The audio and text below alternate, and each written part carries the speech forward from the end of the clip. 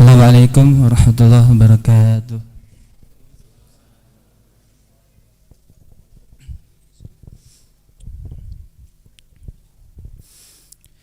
A'udzu billahi minasy syaithanir rajim.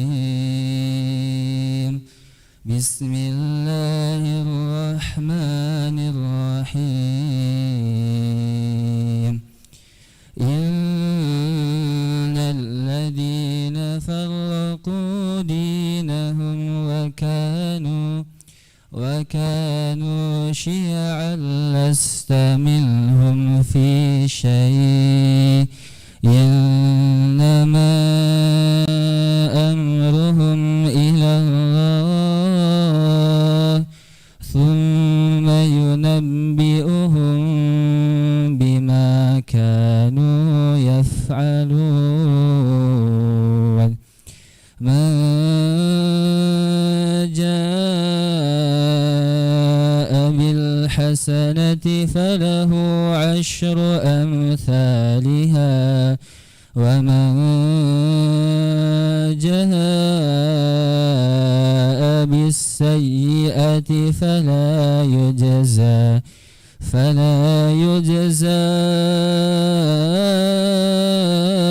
illa mithlaha wa hum la yuzlamun. Qul innani hadani rabbi ila siratin mustaqim dinan qiyaman millata Ibrahim hanifa wa ma kana minal musyrikin. Qul inna salati wa nusuki wa mahyaya wa mamati lillahi rabbil alamin la syarika lahu wa bidzalika umirtu wa ana awwalul muslimin.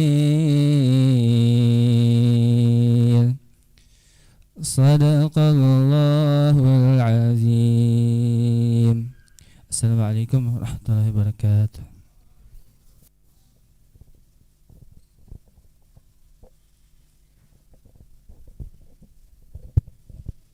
Ya, alhamdulillah setelah dibacaan Al-Quran, mudah-mudahan majelis yang kita selenggarakan ini Allah tambahkan barokahnya kepada kita semua. Amin ya Allah ya Rabbal Alamin. Kang Dewa, ada juga Mas Mirza. Mas Mirza itu ibarat apa ya? Bareng Kang Dewa. Kalau yang sudah kenal Kang Dewa di Bandung pasti kenal juga dengan Mas Mirza ya. Jadi ibarat sisi mata uang nggak terpisah. Kemana Kang Dewa ada Mas Mirza begitu. Dan sekarang alhamdulillah hadir. Baik, ikhwan semua, insya Allah langsung saja kita panggil Kang Dewa. Mau duduk apa berdiri? Oh berdiri. Ini settingan ininya kurang tinggi.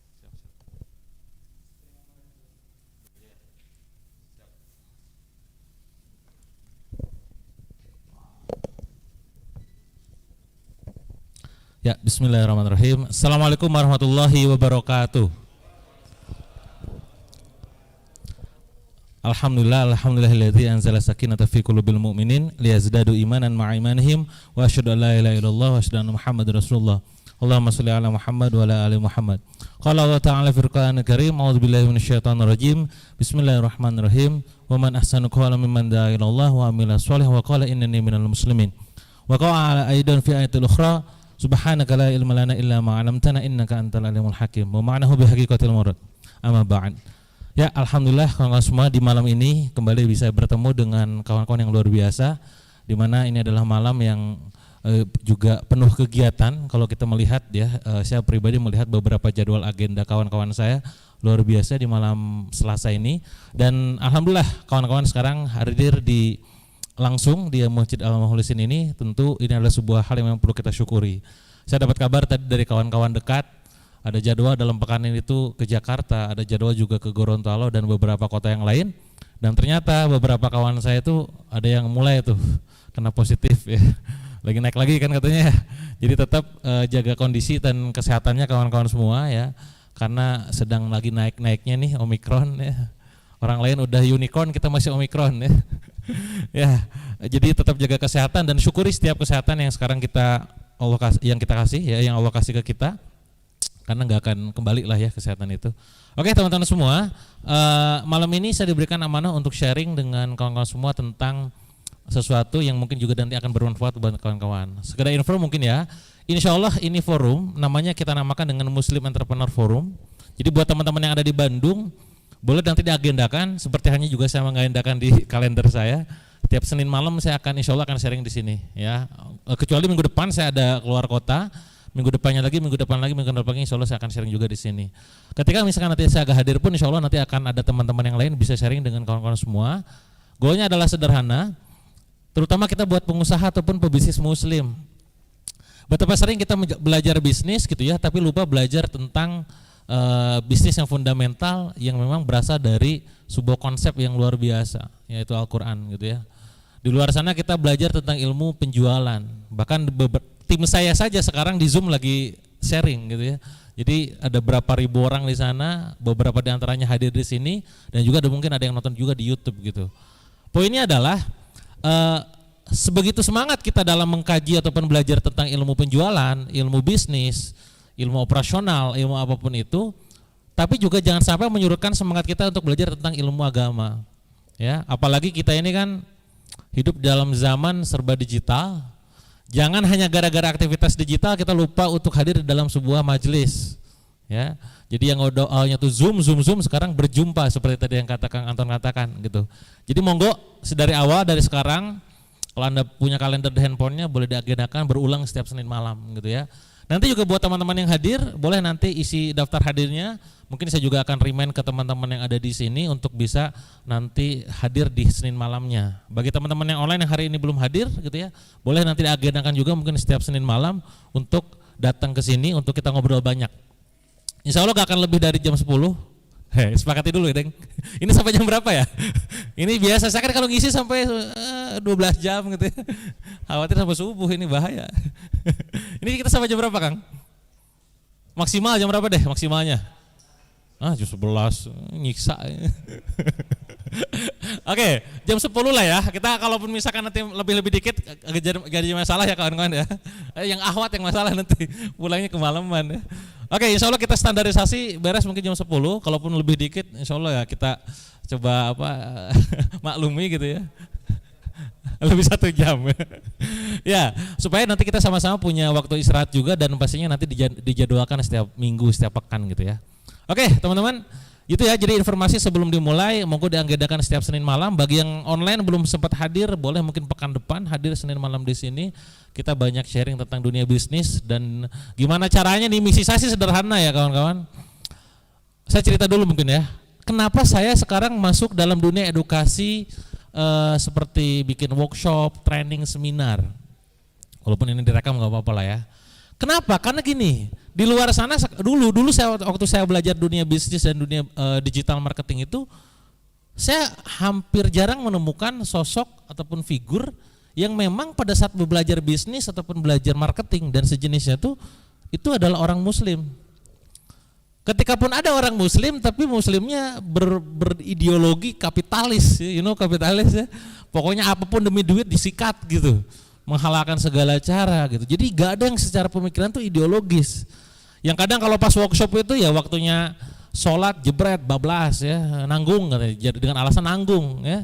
Gak ada waktu duha time-nya di kelas itu digabung ikhwan dan akhwat ya. Ini gimana ini gitu kan. Nah, akhirnya saya pikir yaudahlah, kalau cuma komen doang akhirnya kan juga gak jadi solusi. Yaudahlah, saya komitmen, saya terjun dalam dunia edukasi, bahkan kita bikin kelas premium untuk menunjukkan bahwa muslim pun bisa dipandang dengan harga premium ya. Tapi Kang, saya katakanlah gak ada budget, ada juga versi gratis yang kita banyak. e-book kelas-kelas Zoom yang malam ini diadakan sama tim saya di Spatula juga gratis gitu ya. Poinnya adalah bahwa seorang muslim, kita pengusaha muslim perlu ada contoh. Makanya adanya acara seperti ini, kawan-kawan hadir, goalnya adalah untuk nanti pas pulang, pas praktek di lapangan, pas ngumpul lagi sama tim sendiri, bisa menebarkan nih virus-virusnya. Biasanya saya ini orangnya sesinya sesi kompor ya, mungkin ini masjid gak bisa terlalu kompor ya. Kalau di luar tuh wah jedar gitu ya. Goalnya sederhana sih ya, berlomba-lomba dalam kebaikan. Ya, berlomba-lomba dalam membangun bisnisnya. Saya sekarang lagi bikin sebuah film ya, spoilernya gini ya. Jadi saya sangat ironis lah dengan kondisi yang zaman sekarang, di mana orang lain tuh ngumpul ya, terus memperkaya dirinya untuk menghebatkan dirinya sendiri gitu. Ya, sekarang lagi ramai nih fenomena flexing, flexing tuh ya, di mana orang lain seakan-akan bahwa dirinya itu luar biasa hebat, tapi hasil dari ngutang, waduh dikasih makanan ya, terus gimana makannya? Iya siap. Ya tadi itu ya, lagi ramai fenomena memperkaya diri seolah-olah dirinya hebat, seolah-olah kaya raya, padahal hasil dari yang namanya tipu menipu dan judi. Ini kan nggak bisa begitu kita ya. Maka topik malam ini menjadi sebuah langkah awal kita untuk membahas sebuah bisnis. Jadi pertemuan pertama kita akan ngebahas tentang yang namanya fundamental bisnis ya. Fundamental bisnis terutama untuk dari segi agama ya, di mana bisnis ini kita perlu berkah, bukan perlu lagi, harus Pak, harus berkah dan menghasilkan ya. Betapa banyak orang yang mereka tuh berjuang untuk bisa bermanfaat buat banyak orang, tapi manfaat buat timnya sendiri dan keluarganya kagak ada gitu loh ya. Ini bahaya Pak gitu ya. Artinya apa? Berkah dan menghasilkan, kudu dua-duanya. Tidak ada salah satunya ya. Berkah doang kan, berkah otomatis menghasilkan, belum tentu juga. Ya, banyak di antara kita yang mereka tuh, ada tuh kawan saya, dia bisnis travel umroh. Wah pokoknya mah umrohnya kelas keren lah. Saya kalau udah umroh tuh luar biasa bareng beliau tuh. Tapi pas dilihat laporan keuangannya ternyata minus. Ini kan jadi masalah gitu ya. Anda mau bermanfaat buat banyak orang, tapi buat tim sendiri dan diri sendiri aja gak ada gitu. Ya, termasuk juga sebaliknya, yang mereka menghasilkan banyak miliaran rupiah, ya bahkan triliunan gitu ya. Tapi ya ternyata main hajar boleh sana sini, yang tidak ada keberkahan di dalamnya gitu. Ini yang jangan sampai kita terjadi. Maka poin kita malam ini, by the way saya sambil berdiri juga ya supaya bisa serasa kayak workshop gitu ya. Bentar, ini saya bisa dihapus kan nih? Ini saya dikasih spidol warna gede, nanti gak bisa dihapus lagi. Kan gak bisa. Oke, ini bisa gak? Hapus, aman. Ayo lo, gak bisa Kang. Boleh spidol yang kecil aja mungkin, kalau ini soalnya gak bisa dihapus Kang. Jadi topik kita malam ini adalah tentang pondasi bisnis berkah dan menghasilkan. Jadi ada 2 poin di sini. Yang pertama apa? Berkah. Ya. Kedua adalah menghasilkan. Jadi dua-duanya harus dapat. Buat pengusaha muslim mungkin dua-duanya harus dapat titik. Nah pertanyaan dimulai ini, kenapa kita bisnis itu perlu berkah? Ayo kenapa? Ayo kita by the way kita bukan kajian layaknya kajian seperti biasa, kita ngobrol aja ya. Forum itu ngobrol ya. Kenapa kita bisnis harus berkah? Kenapa Pak Kang? Ya? Karena apa? Halal. Alasannya kenapa perlu halal? Harus halal. Biar diridhoi sama Allah, apalagi? Karena akan dihisab di akhirat. Apalagi? Bertambah, berkembang, bermanfaat, itu tujuannya ya. Tapi kenapa kita perlu bisnis ini, bangun bisnis kudu halal, kudu berkah? Ayo, kunaon?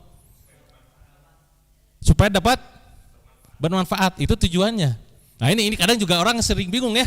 Apa bedanya? Gini. Contoh, saya besok lusa di hari Jumat saya insya Allah akan ke Gorontalo tuh, naik pesawat. Ya. Tujuan saya naik pesawat kemana? Ke Gorontalo. Alasannya apa? Nah alasannya karena memenuhi janji saya untuk sharing di sana gitu. Itu alasan. Jadi bedakan antara tujuan dan alasan kawan-kawan. Sama kayak orang belajar leadership. Kenapa kita perlu belajar ilmu leadership? Jawabannya apa ayo? Ayo coba jawab, kenapa? Untuk bisa memimpin, itu tujuan. Untuk bisa mengatur tim, itu tujuan. Ayo loh, ya beda ya. Beda antara tujuan dan alasan. Nah ketika ditanya kenapa, jawabannya apa? Jawabannya tadi tuh Kang bilang. Karena semuanya akan dipertanggungjawabkan di akhirat. Karena kita ini muslim, karena kita ini hamba Allah. Itu alasannya Pak, kenapa kita perlu bangun bisnis ini secara berkah. Ya perlu memperhatikan keberkahan. Adapun ditanya tentang apa itu berkah, tadi yang kata Akang bilang, bertambahnya kebaikan, betul ya? Itu Imam Ghazali katakan seperti itu. Maka poinnya adalah kenapa kita perlu bangun bisnis dengan fundamental pondasi yang sangat kuat di sini adalah keberkahan, karena semuanya akan dipertanggungjawabkan di hadapan Allah. Ya, karena kita terikat dengan hukum syara, benar gak? Itu semua akan dipertanggungjawabkan. Sekarang ada fenomena tuh di orang-orang luar sana, fenomena bagi-bagi ataupun bersedekah. Salah gak dengan sedekah, saya tanya? Salah gak? Gak ada salahnya. Tapi salah gak kalau duit sedekahnya didapat dari hasil judi dan nipu? Nah ini perhatikan, ada kata-kata menarik, bukan kata-kata, ini hadis ya. Nah ada hadis di mana di sana berbunyi, tidak akan bergeser kaki seorang hamba di hari kiamat sampai ditanya 4 hal. Masih ingat gak apa aja tuh? 1, apa? Tentang umur untuk apa dia gunakan. Nah sekarang kita ngomongin umur. By the way jangan nanya usia saya berapa ya, prediksi aja berapa. Oh ngarang, pelecehan ini namanya. Usia saya 30 tahun. Nah ketika saya dulu usia 21 tahun saya bangkrut, 25 tahun saya sakit, sekarang 30 tahun, semuanya itu akan dipertanggungjawabkan. Aktivitas dari dulu sampai sekarang itu termasuk kalian juga. Ya. Jadi please ini benar-benar hati-hati dengan usia. Jangan kegeeran, jangan kepedean bakal mati tua. Ini serius ini. Kenapa? Karena yang muda aja banyak mati, yang mati bener gak? Banyak yang meninggal yang muda itu. Saya Pak, ini masih keinget-inget sampai sekarang. Pada saat saya ketemu dengan almarhum Amir Azikra, ya anaknya Ustadz Arifin Ilham, ya. Itu masih ingat saya ketemuan itu masih ngobrol hahi. Terus udah ngobrol ketemu chat-chatan di Instagram. Kang nanti bantuin ya penjual ini, oke insya Allah gitu kan. Beberapa bulan kemudian wafat, usia 20 tahun. Jadi jangan kegeeran kita ini bakal mati tua Pak. Karena yang muda bisa jadi dipanggil duluan, bener gak? Bisa jadi Anda duluan, saya belakangan. Atau saya belakangan, Anda duluan gitu. Bisa dipahami ya? Jadi sekali lagi ini usia bener-bener diperhatiin deh. Saya kadang ngasih simulasi kayak gini, ini nanti coba, ini mah iseng-iseng aja di rumah ya, nanti iseng gitu. Saya kasih challenge gitu ya. Di rumah Anda ngobrol sama istri, atau istri ngobrol sama suaminya, bikin kertas, ya Anda siapkan kertas, kotak A4 gitu ya. Terus kasih lingkaran gini, lingkaran apa garis kayak begini, ya. Sampai jumlahnya tuh ada 100. Ini nanti challenge di rumah aja, buat jangan di sini nanti bakal jadi lama ya. Kasih nomor 1, 2, 3 sampai 10. Di sini 91 sampai 100. Nanti PR-nya kayak gitu tuh. Nanti ini bakal jadi muhasabah buat kita teman-teman. Nanti di nomor di mana itu adalah usia Anda kasih tanda. Contoh saya, misalkan di sini 11, 21, 31, berarti saya 30 di sini ya. Dikasih tanda, buletin aja gini. Di kertas itu ya, buletin gitu ya, sambil mikir.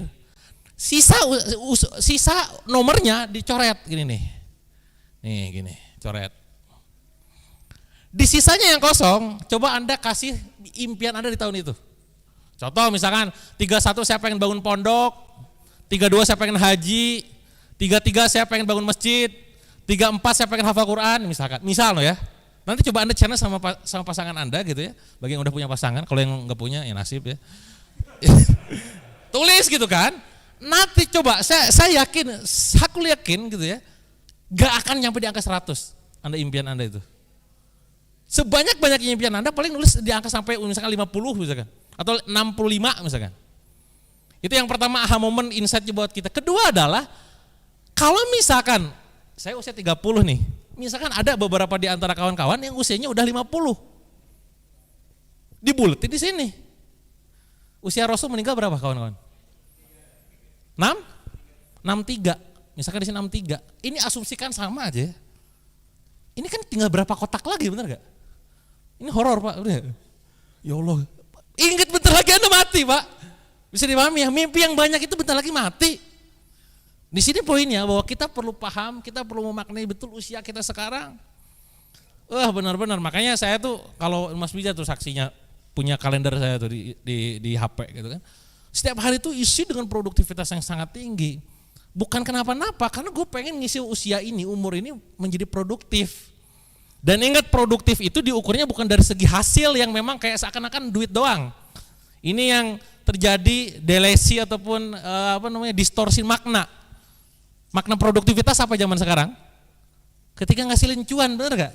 Lo Anda pasangan Anda sama pasangan Anda sama anak Anda sama keluarga Anda sama diri sendiri, itu produktif juga. Ya, jadi dalam kalender tuh diisi di situ me time ngapain? Baca buku, olahraga, nambah hafalan, murojaah, itu me time. Family time ngapain? Main sama anak, main sama pasangan, kemana jalan lah apa segala macam ditulis juga gitu loh. Itu pun produktif. Jadi buat anda ihwan suami-suami yang sekarang merasa bahwa aduh Kang nggak ada waktu, aduh Umi maaf saya nggak ada waktu, sibuk, misalkan aduh meeting, itu bukan sibuk, itu gak dianggap penting. Wah berat ini. Jadi kalau misalkan nanti pulang ngajak main nih, misalkan istri ke suami atau anak ngajak suami main buat ayahnya ke ayahnya, ayo ayah pengen berenang, ayo ada pengen main. Terus tiba-tiba aduh maaf sibuk banyak kerjaan, artinya si dia gak dianggap penting sama Anda. Sudah paham ya? Ini penting. Makanya sekali lagi memaknai umur atau usia ini benar-benar dimaknai banget. Itu yang pertama. Kedua teman-teman, apa yang kedua ada yang ingat? Ilmu dulu Kang. Ilmu bagaimana dia mengamalkannya. Jadi wahai Anda kolektor ilmu yang sekarang hadir di online di YouTube, yang hadir di sini juga gitu ya, mencatat tapi tidak pernah praktek. Hello. Nah, kayak gini-gini ngapain juga? Ingat ilmu yang bagus itu adalah ilmu yang berkat yang diamalkan. Ya. Jadi please keilmuan yang Anda miliki saat ini dipraktekin. Diajarin juga ke teman-teman yang lain. Ya, jangan nunggu perfect, gak akan perfect gitu loh. Nah, ilmunya monggo tuh diamalkan, ya. Buktinya kalau memang gak cuma sekedar karena gini, secara konsep keilmuan, pembelajaran teman-teman, konon 95% pembelajaran akan nempel dalam kepala ketika kita ngajarin ke orang lain. Ini berdasarkan konsep saya dulu kuliah jurusan pendidikan kimia, belajar tentang ilmu pedagogik, andragogik dan sejenisnya gitu ya. Jadi kalau ngajarin saya sekarang dia kan ngajarin doang nih, lecturing cuma 5% yang nempel di kepala Anda. Beneran? Lupa lah gitu ya. Tapi kalau misalkan Anda mencatat itu mulai naik sekian belas persen. Mulai ketika Anda demo naik tuh 30 sekian persen. Ketika mempraktikkan bisa nyampe di angka 90%, teman-teman. Nah, artinya apa? Sekarang Anda mencatat, nanti bikin resumenya, sebar di Instagram, sebar di Facebook, ajarkan ulang di live gitu loh, ajarkan ke tim, insya Allah nempel. Nah berikutnya adalah dipraktekin pasti. Karena kalau ada udah nge-share gak praktek, rada ada yang kurang di hati, bener gak? Gue ngomong doang tapi gak praktek, bener gak? Kaburo maktan indaulah antakulu malah tafalun, kan begitu. Itu yang kedua. Nah yang ketiga yang menarik teman-teman semua. By the way kita skip dulu yang keempat. Yang keempat adalah tubuh, bener gak? Nih tubuh nih. Tubuh, badan. Untuk apa dia pakai badannya itu?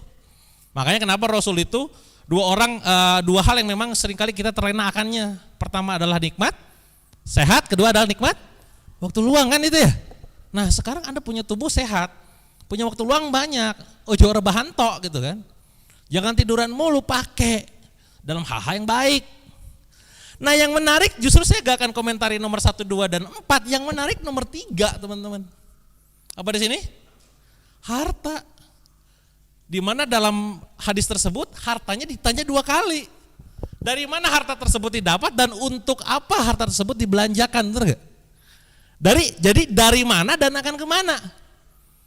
Nah pertanyaannya saya balik lagi tadi tuh, sedekah boleh gak? Boleh, malah bagus kan, jadi sunnah kan. Pertanyaannya kalau didapatnya dari sesuatu yang diharamkan gimana? Nah sialnya adalah ini sialnya nih ya, orang-orang zaman sekarang tidak melihat itu. Yang penting mereka punya mobil banyak, mobilnya mewah, rumahnya megah, kaya. Teuing dari mana duitnya, yang penting kaya, bener gak? Dan sialnya lagi nih, kita sering bangga sama mereka. Wih keren, wah sultan, biasa aja kali. Oh dia mah nipu, dia mah gini dan segala. Walaupun kita gak boleh negative thinking, kita mah gak negative thinking, kita mah positive thinking begitu gitu kan. Bisa dipahami kawan-kawan semua ya. Nah ini yang jangan sampai terjadi sama kita. Anda bolehlah nyari kekayaan lewat bisnis. Ya, tapi ingat teman-teman semua, kekayaan bukan tujuan. Benar gak? Setuju gak? Kekayaan itu bukan tujuan. Kekayaan itu adalah sebuah jalan untuk mendapatkan tujuan. Nah, ini quote-nya. Apa tujuan kita? Dapat ridho Allah, kan gitu. Lah sekarang kita kaya tapi jalannya gak benar, gimana tuh kira-kira? Ya gak akan benar. Maka sekali lagi, kenapa kita perlu belajar bisnis, fondasinya, fundamentalnya kudu berkah? Karena semua akan dipertanggungjawabkan. Karena kita terikat dengan hukum syara. Karena kita adalah hamba Allah, benar gak? Dan ini semua akan ditanya. Kita rumah megah, mobil mewah, ya, penghasilan wah tuh, semua kan. Tapi kalau misalkan hasilnya dari cara yang haram gitu ya, bukan halam gitu ya, haram gitu ya, ya ngapain juga. Ya. Kita seringkali Anda sering gak bertanya kayak begini, misalkan ya, ini kalau saya pribadi sih kadang suka gemes dan kepo gitu ya. Itu kayak Abu Bakar As-Siddiq, ya, Umar bin Khattab gitu kan, Utsman, ya, Abdurrahman bin Auf, Tolhah gitu. Mereka ini kan yang diceritakan adalah orang-orang kaya, benar gak? Di zamannya kan. Tapi yang sering kali sampai ke kita adalah perjuangan dakwahnya, membersami Rasulullah SAW. Tapi tidak pernah terceritakan kepada kita tentang bisnisnya apa, benar gak? Dan how to manage the business. Kadang saya juga kepo, itu gimana ya bisnisnya. Yang menarik adalah pada saat kisahnya Abdurrahman bin Auf. Sampai-sampai saya terinspirasi dari beliau, saya punya pondok inisiasi lah ya, bukan punya inisiasi pondok di daerah Cirebon, itu namanya adalah Pondok Abdurrahman bin Auf. Saking kagumnya kami terhadap sosok ini, ya tentu yang lain juga saya sangat kagum gitu ya. Abdurrahman bin Auf ini adalah orang yang sangat luar biasa. Yang konon kalau dalam riwayat itu, kalau misalkan ada sebuah tanah dipegang, kalau sekarang kan ada buku judulnya Midas Touch gitu ya. Ya konon katanya si X lah, saya gak usah sebut nama gitu ya. Nah ini Abdurrahman bin Auf itu Midas Touch. Air, set, emas gitu kan. Bukan begini langsung ya, maksudnya dalam arti, wah ada duitnya nih, jadi emas gitu. Sama suatu ketika Abdurrahman bin Auf itu kan mau tidur, ya malam-malam mau tidur nih gitu kan. Nah pas mau tidur itu susah tidur. Istrinya nanya, wahai Abdurrahman kenapa kamu ini susah tidur? Mungkin kalau zaman sekarang bahasa gitulah ya. Ya Abdurrahman bilang, iya nih susah tidur, soalnya untung mulu. Ah ini kita sama Abdurrahman bin Auf itu beda tipis pak, tenang ya. Kalau Abdurrahman bin Auf susah tidur itu karena kebanyakan profit. Kalau kita kekurangan profit. Beda tipis kita ya. Sampai akhirnya aduh bingung, ya ini kebanyakan profit kayaknya besok gimana lagi. Karena dia meyakini bahwa harta akan dipertanggungjawabkan. Apalagi setelah Aisyah bilang, Abdurrahman bin Auf akan masuk surga dalam kondisi merangkak. Ayo loh, walah merangkak di ujung, di akhir gitu kan gelisah nih hati kan. Akhirnya apa ketika itu? Yaudahlah besok saya mau belanja sesuatu yang memang kayaknya orang gak akan peduli dan saya akan jual rugi aja lah gitu kan. Besoknya ada kurma busuk, kasihan tuh orang-orang kan, gue beli dah gitu kan, bahasa zaman sekarang mah borong, jebret. Dapat kurma busuk, udah gak akan ada yang beli nih mah, udahlah jual rugi gitu kan. Kuculuk ada orang datang dari Syam, ya nyari kurma busuk karena di sana lagi pandemi. Ceritanya zaman dulu tuh kan. Siapa yang di sini yang punya kurma busuk? Seketika sahabat kompak, Abdurrahman bin Auf gitu kan, didatangi itu, datang. Kita ketemu Abdurrahman bin Auf. Wahai Abdurrahman, benarkah kamu yang jualan kurma busuk? Ya. Saya borong. Ya, ambil aja silakan. Ini menarik. Nah, apa muhasabah apa insightnya buat kita semua kawan-kawan semua, ya. Umar, Utsman, Abu Bakar, Abdurrahman, Tolhah dan segala macamnya para sahabat Rasul itu mereka dikayakan karena Allah paham ngerti bahwa mereka ini orang baik. Teman-teman, harta ini saya dulu gini-gini juga bersama Saltren. Dulu malun itu harta artinya. Ini harta. Masdarnya adalah muyul. Di mana artinya adalah kecenderungan. Cenderungan. Apa artinya? Apa maknanya kawan-kawan semua? Harta itu akan tergantung sama orang yang megangnya. Paham maksudnya ya? Jadi misalnya nih, saya adalah orang buruk, secara tabiat buruk, karakter buruk, jelek. Ketika harta ngumpul di saya akan pasti makin buruk. Karena itu harta makin dibanyakin dan makin buruk. Nah ini harta itu tergantung yang megangnya. Kalau kita adalah tabiatnya baik, harta kita pegang tuh dititipin sama Allah, insya Allah membaikkan dirinya. Bisa dipahami ya? Jadi jangan berpikir gini, iyalah dia mah enak, bisa sedekahnya banyak, bisa brutal, kaya gitu kan. Iya aku mah gimana sedekah makan aja susah. Tolong nyadar, ya, tolong sadar gitu ya. Jangan-jangan memang Anda belum pantas dapat sebanyak itu. Analogi sederhana gini, siapa di sini yang punya anak usia 5 sampai 10 tahun angkat tangan? Nah, Kang, anak jajan berapa Kang sehari, Kang? 15.000 ya, 10.000 lah anggap ya. Kenapa gak dikasih 50.000, 100.000 Kang? Belum layak. Kenapa gak dikasih 1 juta? Belum layak kan? Apakah itu artinya Akang gak mampu ngasih 100.000? Mampu kok? Mampu dong, bener kan? Tapi gak layak dong. Dan jangan-jangan kita di mata Allah begitu Pak. Bisa dipahami gak? Lah lu minta 1 miliar, dikasih 100 juta aja lupa sama aku, sama para duafa yang jatahnya itu dapat kita sedekah buat mereka zakatnya, bener gak? Baru dikasih 100 juta aja langsung wah selebor beli macam-macam, memperkaya diri, lupa dengan hak orang lain. Ya, udah sombong, udah nabrak sholat, udah lupa lagi hafalan. Dan dalam surat At-Taubah nanti dibuka Qur'annya ayat 75 sampai 77. Ada orang-orang yang minta sama Allah ya Rabb, kalau misalkan nanti hamba kaya, nanti juga hamba bakal bersedekah banyak kok, katanya begitu tuh dalam surat. Ya, pas di situ juga disampaikan bahwa ternyata ada orang yang pada saat ngomong begitu, bintang begitu, ternyata tidak. Ternyata dia munafik. Ketika dikasih banyak nikmat, nyoh, gitu ya. Ternyata dia lalai, lupa berzakat, lupa bersedekah, sombong. Nah, jangan-jangan kita begitu. Makanya kenapa kalau dalam konsep bisnis, sebenarnya ini ngomongin bisnis gitu ya. Ada yang namanya kompetensi. Kompetensi apa sih Kang? Kompetensi itu adalah ilmu, kayak misalkan ilmu jualan, ilmu manajemen, ilmu closing, ilmu operasional, HRD, itu kompetensi. Ada yang namanya kapasitas. Nah, kita kawan-kawan sebagai seorang personal, apalagi pengusaha muslim, fokus gendein kapasitas itu kadang lebih penting daripada fokus memperbanyak kompetensi. Nah pertanyaannya adalah gimana cara naikin kapasitasnya, kan begitu ya. Cara naikin kapasitas adalah dengan cara kita doanya diluaskan. Sekarang kalau ada doa gimana? Kalau yang punya utang, ya Allah lunaskan hutang hamba, kan gitu doang ya. Pernah gak ada ngedoain teman-teman ada yang punya utang lunas juga? Pernah gak ada mendoakan agar karyawan Anda bisa umroh? Pernah gak Anda mendoakan agar orang-orang sekitar itu dapat kecipratan wasilah rezeki dari kalian? Lupa Kang, mulai sekarang didoain langsung. Jadi meluaskan doa itu adalah satu cara untuk bisa memperbesar kapasitas. Apalagi Kang, mengambil sebuah risiko besar. Di saat orang lain tidak ada yang berani mengambil risiko, Anda ambil, itu adalah sebuah kapasitas besar. Wah ini gimana nih, kita sikat. Karena di balik rezeki, di balik risiko besar ada rezeki yang besar. Nah, ini adalah sebuah hal yang memang jarang orang pahami gitu kan. Karena fokusnya adalah belajar ilmu kompetensi.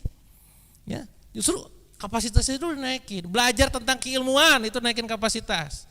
Ya, belajar fikih muamalah itu juga kapasitas. Jadi ini harus dipahami dulu sama kita. Nah, seringkali kita tuh lupa dengan poin-poin penting ini gitu kan. Maka saya lagi adanya Muslim Entrepreneur Forum ini, kita mungkin akan sangat sedikit bahas kompetensi teknis jualan dan lain-lain. Yang akan kita fokuskan adalah bagaimana non teknisnya kita bisa sama-sama bertumbuh. Baik lagi kawan-kawan semua, baik lagi tentang fondasi bisnis berkah. Tadi kisah Abdurrahman bin Auf membuat kita akhirnya tersadar bahwa ya beliau besar karena memang kapasitasnya besar. Ya, Utsman bin Affan juga demikian. Pada saat suatu ketika perang Hondak, perang lain-lain itu udah kayak sedekahnya semua lah dikasih. Ya, Abu Bakar juga sama. Sampai suatu ketika Abu Bakar sama Umar itu kan lomba-lomba sedekah, ibaratnya Umar tuh pengen ngalahin Abu Bakar dalam bersedekah, gak bisa. Abu Bakar itu adalah sedekah yang sedekahnya tuh diam-diam tapi banyak. Ya, kalau Umar kan kadang jebret totalitas, dia terang-terangan. Abu Bakar selalu ada yang diam-diamnya gitu. Nah mereka tuh zaman dulu selalu berlomba-lomba dalam kebaikan. Nah kita ini kadang sekarang semuanya itu diterang-terangkan. Ya, parahnya lagi yang terang-terangannya adalah berasal dari harta yang memang tidak halal gitu kan, haram tadi gitu ya, di bagian harta. Nah maka kawan-kawan semua, atas dasar itulah kita perlu belajar tentang yang namanya bagaimana membangun fondasi bisnis yang berkah. Nah bicara masalah keberkahan kawan-kawan semua, definisinya adalah, kata Imam Ghazali, berkah adalah bertambahnya kebaikan. Maka ketika Anda sekarang bisnis, bertambah banyak kebaikan dalam diri Anda, insya Allah ada keberkahan di dalamnya. Tadi pagi saya semobil dengan salah satu staf saya dan tim saya di perusahaan, di kantor. Istri saya nanya, Kang, maksudnya ke tim saya gitu ya, Kang gimana kerjaan dulu sama sekarang? Mending mana gitu kan? Jawabannya langsung, jelas mending sekarang lah teh katanya. Oh kenapa? Ya secara penghasilan juga sebenarnya kalau penghasilan mah sama aja. Tapi yang beda tuh dirasa di hatinya teh katanya. Lah emang kenapa? Ya di sini saya bisa leluasa sholat berjamaah. Ya, bisa berteman dengan orang-orang soleh gitu kan, di sana ada potensi amal soleh yang luar biasa besar, dan beda aja di hati sih gitu ya. Itulah keberkahan. Kenapa? Pas dicek track record sebelumnya, di kerjaan dulu itu adalah kerja di bagian ribawi, yang dia tuh bikin aplikasi yang berhubungan dengan leasing, ya bayangin coba, jadi wasilah keburukan Ya, nah tapi sekarang itu dibalik menjadi wasilah kebaikan. Padahal secara harta mah angkanya sama nominalnya gitu. Tapi beda yang dirasa, nah, itu keberkahan di dalamnya. Jadi ketika Anda sekarang merasakan katakanlah penghasilan Anda tuh misalkan 3 juta sebulan, tapi hati tenang gitu ya, selalu ada aja cukup, itu bisa jadi ada keberkahan di dalamnya. Tapi kalau penghasilan 100 juta aja berarti dikasih kok gayanya nggak pernah tenang hidup. Sholat susah gitu kan, teman jauh gitu kan. Dan kita juga makin buruk. Wah ini makin bahaya nih, berarti tanda-tandanya jangan sampai itu di situ ada tidak berkahan. Ya, sampai suatu ketika ada kawan saya tuh yang doa di umroh, ya Allah ya Rabb, berkahi hidup hamba, berkahi usia hamba dan berkahi bisnis hamba. Pulang teman-teman tahu yang terjadi apa? Bangkrut bisnisnya. Kenapa kira-kira? Karena ternyata selama ini bisnisnya tuh gak berkah. Ya kan doanya bener kan? Nah, mau dikabulin jeder langsung bangkrut. Kamu gak ada gitu? Anda doa kayak gitu mau? Pas pulang langsung bangkrut. Bener ini seriusan. Jadi sekali lagi minta ke Allah itu doanya jangan cuma sekedar dilariskan, tapi diberkahi, adanya kebaikan, itu poin nomor 1, keberkahan itu sendiri. Nah poinnya adalah kawan-kawan semua selalu berawal dari sebuah akidah ataupun pemikiran. Jadi menjawab pertanyaan tadi, kenapa sih Kang kita ini perlu bisnis, harus bisnis berkah? Karena tadi dipertanggungjawabkan, karena kita ini hamba Allah, karena kita terikat dalam hukum syara gitu ya. Nah pertanyaan adalah kenapa, lagi-lagi kan kenapa? Ibarat kata nih kalau misalkan ada pohon ya, yang dalamnya ada buah banyak, lebat, di bawahnya kan gak kelihatan. Analogi pohon atau analogi gunung es. Gunung es kelihatannya cuma gini doang, yang bawahnya kan gak kelihatan tuh. Di sini adalah berkah misalkan, yang orang lain lihat, tapi yang gak kelihatannya apa? Proses di bawahnya. Nah sama kayak juga kita bisnis. Yang orang lain lihat itu cuma sekedar bisnisnya apa, mereka nggak lihat apa yang kita lakukan di bawah. Makanya perumpamaan dalam surat Ibrahim, nanti Anda bisa cek juga di dalam Al-Quran. Alam taro kaifa daraballahu masalan kalimatan thayyibatin kasyajarin thayyibatin asluha safi wa hafiz sama kan gitu. Perumpamaan pohon yang menjulang ke langit itu ternyata akarnya menjulang menghujam ke bumi. Poinnya apa? Kalau kita pengen mengubah hasil, apa yang diubah? Mindsetnya dulu. Dalam Islam apa itu mindset? Akidah, ya tentang bagaimana kita memandang kehidupan, kan begitu. Jangan cuma sekedar bisnisnya dia mah keripik, dia bisnisnya properti, enggak gitu. Itu yang terlihat. Yang tidak terlihat adalah yang dia rasakan, yang dia pikirkan. Makanya ilmu nyontek nih, saya belajar ilmu NLP, belajar ilmu bisnis dan kehidupan juga ya. Kalau menyontek itu ada 3 yang dicontek. Nah ini saya loncat-loncat ya, apa lah ya. 1 yang terlihat. Yang terlihat itu berarti behavior. Dia tuh bisnisnya properti, dia bisnisnya snack, dia bisnisnya makanan F&B, itu yang terlihat. Kedua yang tersurat. Yang tersurat itu berarti yang disampaikan, yang dikatakan, yang dituliskan sama si ownernya. Tapi tidak terlihat ini, tapi tersurat, tertulis. Ketiga yang tersirat. Tersirat itu meaning, maknanya. Apa alasan dia bangun perusahaan itu? Sok, kita sekarang ngobrol deh. Teman-teman, kebutuhan Anda sebulan berapa sih? Saya nanya. 10 juta cukup gak? 20 juta cukup gak? Cukup, bener gak? Yang anaknya 2, istrinya 1, kayaknya 10 juta, 20 juta cukup kan, bener gak? Pertanyaan saya sederhana, kenapa kita ngotot, pengen angka ratusan miliar? Ayo. Kenapa? Nah, orang lihat cuma sekedar, dia bisnisnya properti, dia memandang bahwa bisnis itu adalah harus menghasilkan.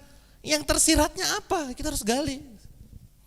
Nah disinilah kita memandang sesuatu yang tersirat itu adalah meaning, makna.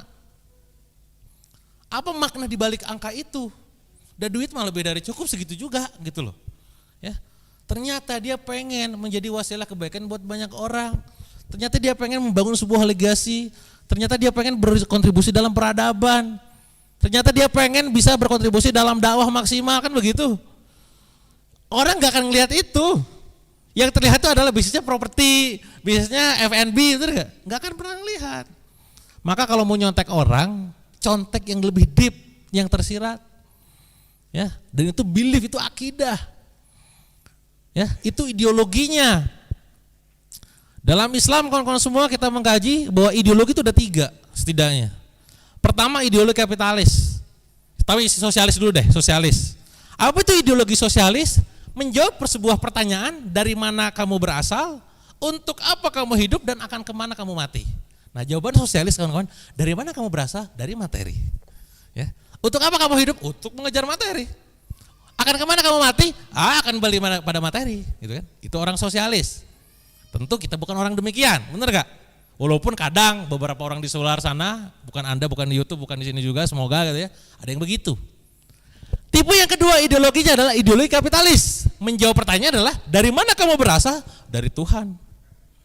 Gitu ya. Untuk apa? Untuk sakrap gue, terserah gue, gitu kan. Kembali pada Tuhan juga. Bahkan lebih parahnya lagi dari materi gitu. Nah, parahnya di sini adalah kita seringkali umat Islam itu begitu. Makanya gaya-gayanya orang-orang kapitalis itu adalah punya paradigma semua ideologi yang memang sekularis. Apa itu sekularis? Yang dia tuh memisahkan agama dan kehidupan. Ngomong bisnis jangan di masjid. Ngomong bisnis di luar, ngomongin agama baru di masjid gitu loh. Ya. Dan itulah kenapa mereka-mereka orang yang punya ideologi kapitalisme rasa-rasanya rada takut ngomongin dakwah di luar. Di sosmed gitu loh. Takutnya kenapa kira-kira? Ngomong nih, wah jepret, wah langsung di unfollow gitu kan. Saya dapat pernah di unfollow sama berapa ribu orang gitu kan gara-gara dakwah. Karena mereka ketakutan. Nah padahal kita ini, nah yang ketiga, ideologi Islam. Dari Allah untuk Allah akan kembali pada Allah. Artinya semua dipertanggungjawabkan. Nah atas dasar pemikiran itu menjawab pertanyaan tersebut, oke kita ini berasal dari Allah. Untuk hidup itu pun untuk beribadah kepada Allah, akan kembali pada Allah. Nah akan kembali ini kan akan dipertanggungjawabkan. Nah maka segala aktivitas di kehidupan kita ini kudu wajib terikat pada hukumnya Allah gitu kan, hukum syara. Gak bisa asal jebret-jebret gitu aja. Lagi rame nih NFT, metaverse, saya belum mengkaji jujur, jadi saya gak bisa komen. Ya, tapi orang-orang sekarang karena menghasilkan ikut heula. Ya, bisnis teman-teman, dalam bisnis itu tidak ada benar, tidak ada yang salah. Yang benar dan salah dalam bisnis hanya satu, ketika berhubungan dengan hukum syara. Jadi misalkan gini, apa hukumnya riba? Apa jawabannya? Haram, clear ya? Apa hukumnya misalkan bangun personal brand? Apa hukumnya misalkan bangun bisnis tanpa bangun personal brand misalkan? Itu boleh menghukumi. Misalkan gini, ada orang mentor nih, kamu salah, bisnisnya kamu jangan ngandelin personal brand. Kita boleh nyalahin dia gak? Emang ada hukumnya? Kan gak ada kan? Ada yang ada adalah konsekuensi. Nah maka bagi kita seorang pengusaha muslim harus bisa membedakan mana value, mana spirituality, mana value bisnis, mana tauhid, mana akidah. Kalau udah berhubungan dengan yang namanya hukum Allah, itu akidah ranahnya, halal haram, mubah sunnah gitu kan. Nah kalau berhubungan dengan value, bisnis gue, nah sekarang saya nanya deh, mari kita ngobrol deh ya, ngomongin bisnis sekarang. Antara bisnis properti, bisnis kosmetik, bisnis cemilan, F&B. Menurut Anda mana yang paling bagus? Mana yang paling bagus sok? Jawabannya yang jawab properti mana? Ngacung? Angkat tangan, hanya 3 orang. Yang jawab kosmetik siapa ngacung? Gede ngacung? Wah, yang jawab cemilan, makanan mana? Angkat tangan. Paling banyak. Yang gak ngacung angkat tangan. Lebih banyak. Anda cari aman semua. Oke, gini. Kenapa orang jawab properti teman-teman? Kemungkinan besar melihat dari segi jumlah transaksinya, benar gak? Angkanya bisa langsung ratusan juta dan miliaran kan? Tapi si orang properti digigir sama orang kosmetik. Ya Allah, sekali jual emang gede, ratusan juta bahkan miliaran. Tapi repeat ordernya lama, weo. Bahkan gak ada repeat order. Mending gue jualan kosmetik, jualan bedak, jualan lipstick, jualan apapun gitu ya. Bulan depan beli lagi. Kata orang kosmetik. Nyinyirin orang snack, ya kamu mah receh. Gitu ya. Si orang snack bilang, kamu diem. Kamu memang repeat order tiap bulan, kamu memang profitnya gede. Gue memang paling kecil. Tapi lihat, tiap hari gue bisa dimakan. Tiap hari repeat order. Gue masukin ke Maret-Maret yang lain, tiap hari itu ada 1000 titik, gue kejual 10 aja tiap hari. Repeat ordernya tinggi dan profit gue gede, lu jangan remeh gue. Nah ini berantem Mbak. Pertanyaan saya buat kalian, mana yang benar? Orang pengusaha properti, pengusaha kosmetik, pengusaha F&B? Nah dalam bisnis tidak ada yang benar, tidak ada yang salah, benar gak? Nanti kalau udah obrolan yang ngomongin hukum, nah itu baru keluar hukum tuh. Oh bro, lu gak boleh ada sogok menyogok dalam properti itu gak boleh, namanya riswah. Nah itu baru keluar hukum. Coy, lu gak boleh menggunakan hukum, misalkan katakanlah nanti di BPOM-nya kosmetiknya tuh ada yang zat-zat yang diharamkan sama agama, itu gak boleh, itu baru hukum. Ketika di sini bagian ada yang dilarang, misalkan itu bagian hukum tuh. Nah jadi poinnya dalam bisnis itu kawan-kawan semua, tidak ada yang benar, tidak ada yang salah. Jadi Anda jangan tervirus, wah kamu salah, ya kan? Apa dasarmu ngomong saya salah? Kecuali udah ngomongin hukum agama. Oh iya benar ya, kan gak boleh ada dua akad. Misalkan MLM, ya samsara ala samsara kan gak boleh. Beberapa di antara Anda mungkin nanti protes nih yang nonton di YouTube, mungkin bisa jadi ya. Ada yang bisa MLM. Oh gitu, tapi kan Kang udah dapat MUI. Nah kan mulai ya. Ini ramai nih nanti. Bisa dipahami ya. Nah kita perlu mengkaji. Ya ada memang hal-hal yang memang kita tuh perlu ya tadi memahami kaidah faktanya seperti apa dan hukumnya bagaimana.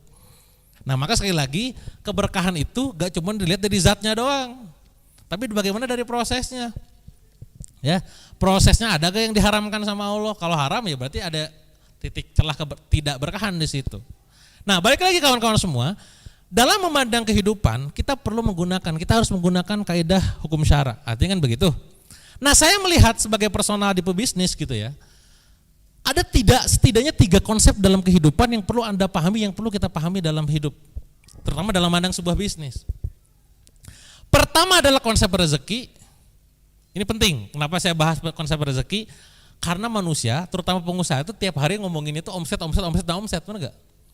Hanya ada 3 yang dipikirkan sama pengusaha tiap hari. Pertama omset, ketiga revenue, ketiga sales. Sama aja ya. Nah itu semua sama yang dipikirin. Ya. Nah, maka ini perlu dipahami konsep rezeki. Itu yang pertama. Kedua adalah konsep tentang ujian.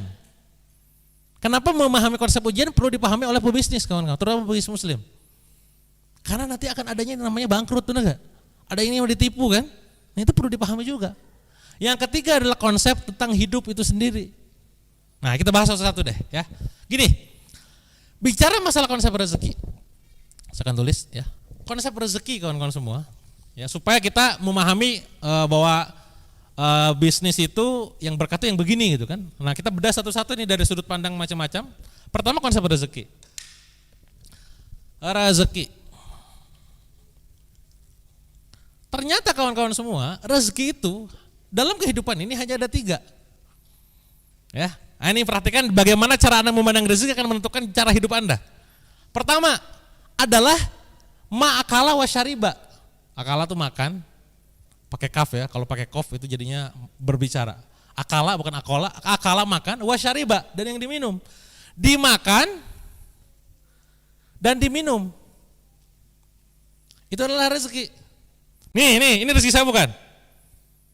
Kalau saya makan, itu nanti jadi rezeki saya. Kalau saya gak makan, saya bagikan ke Anda, jadi rezeki siapa?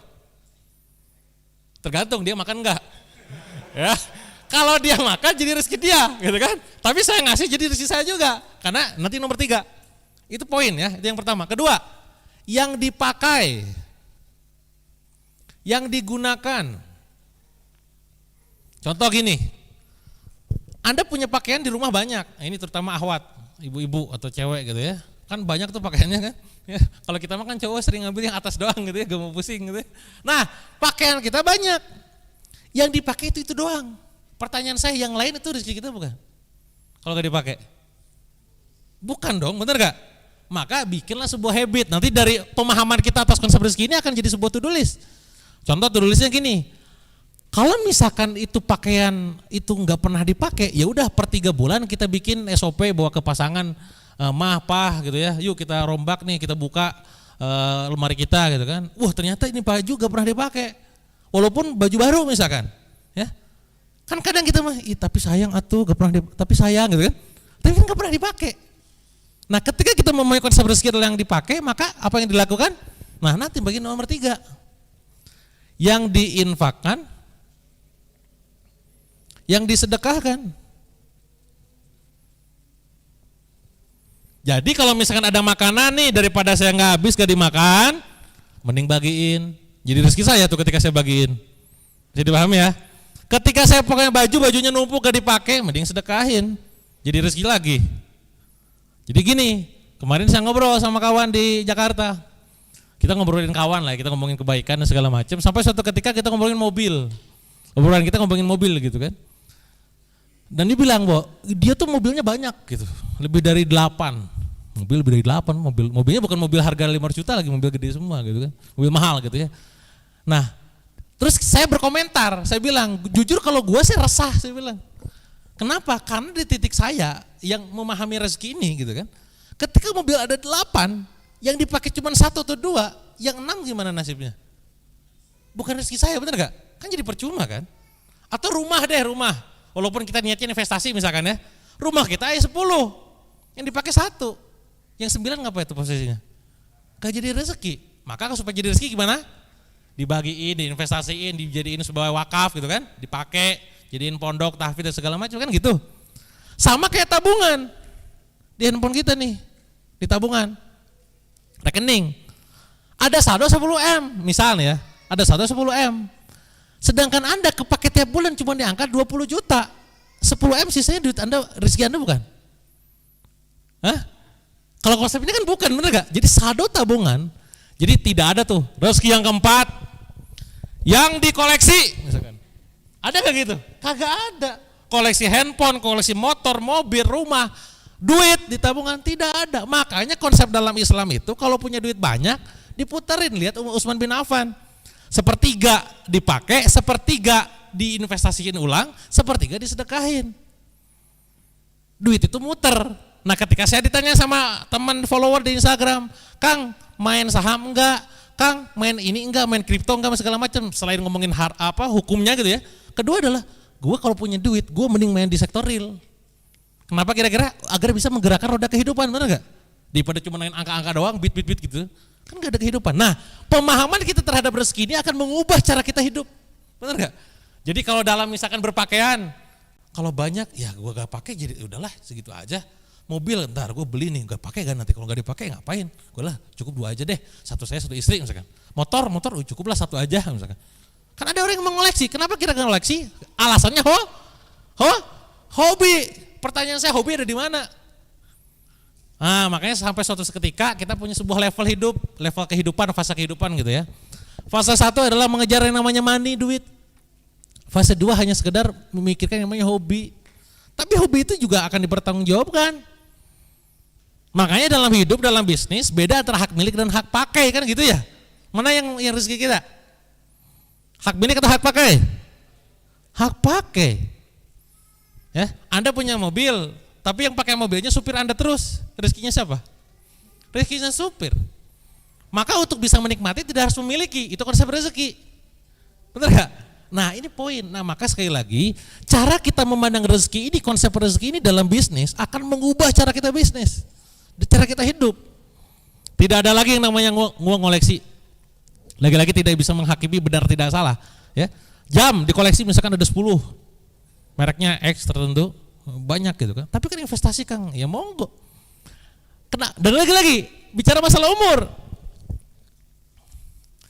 Dengan alasan punya mobil banyak, rumah banyak, jam tangan banyak untuk investasi. Seakan-akan dirinya akan mati tua. Besok wafat. Innalillahi wa inna ilaihi raji'un. Gimana tuh nasibnya? Benar gak? Nah sekali lagi ini konsep, ini Rasul yang bicara gitu. Makanya ketika kita, oh iya juga, ya udah kalau punya duit gimana Kang? Apakah itu artinya saya tidak boleh menabung? Enggak, salah juga. Ya Anda perlu punya tabungan, tinggal di porsinya yang Anda pikirkan. Jangan semua numpuk di tabungan gitu loh. Bisa dipahami ya? Nah ini memandang konsep rezeki. Itu konsep pertama, karena banyak orang mengira bahwa rezeki adalah yang kita koleksi. Banyak-banyakan harta. Dari konsep inilah akhirnya muncul sebuah konsep tentang sedekah. Ya, sedekah pagi, sedekah di hari Jumat gitu ya. Sedekah ke orang tua ataupun mertua, sedekah ke duafa anak yatim gitu kan. Sedekah bruta di bulan Ramadan, macam-macam itu sedekahnya. Karena di bagian orang nomor 3. Jadi udah ngapain juga kita ngoleksi barang gitu ya. Akan dipertanggungjawabkan itu hak milik itu. Jadi kita pakai aja lah cukup. Konversi harta kita menjadi rezeki yang kita layak kita nikmati, dikonversi gitu. Nah dengan cara seperti ini. Itu nomor 1. Nanti gini, alokasinya nih, alokasi ya. Misalkan dalam kehidupan Anda pribadi punya income misalkan. Income itu akan menjadi outcome, income akan dikonversi menjadi outcome. Karena kalau income doang tanpa jadi outcome berarti gimana tuh? Dikoleksi. Lagi-lagi ada yang salah dengan konsep rezekinya. Harus jadi outcome. Outcome-nya gimana? 1, untuk living, kehidupan. 2, untuk saving, tabungan. 3, untuk investing, investasi. 4, untuk giving, untuk sedekah. Pertanyaan saya, berapa persentasinya? Kan gitu ya. Nah, lagi-lagi persentasi ini, nih ya di sini, tergantung Anda juga. Tidak ada yang benar, tidak ada yang salah. Ada kalanya misalkan livingnya 30%, savingnya 20%, 30%, 20%, monggo. Ya. Sampai suatu titik nih misalkan. Ini misalkan ya, ini saya doain lah semuanya semoga bisnisnya makin tumbuh ya, kaya raya gitu kan, Masya Allah. Anda punya kebutuhan, penghasilan itu sebulan, kebutuhan livingnya cuma 10 juta. Qadarullah Allah ngasih Anda sebulan 1 miliar. Income bukan omset. Artinya apa tuh?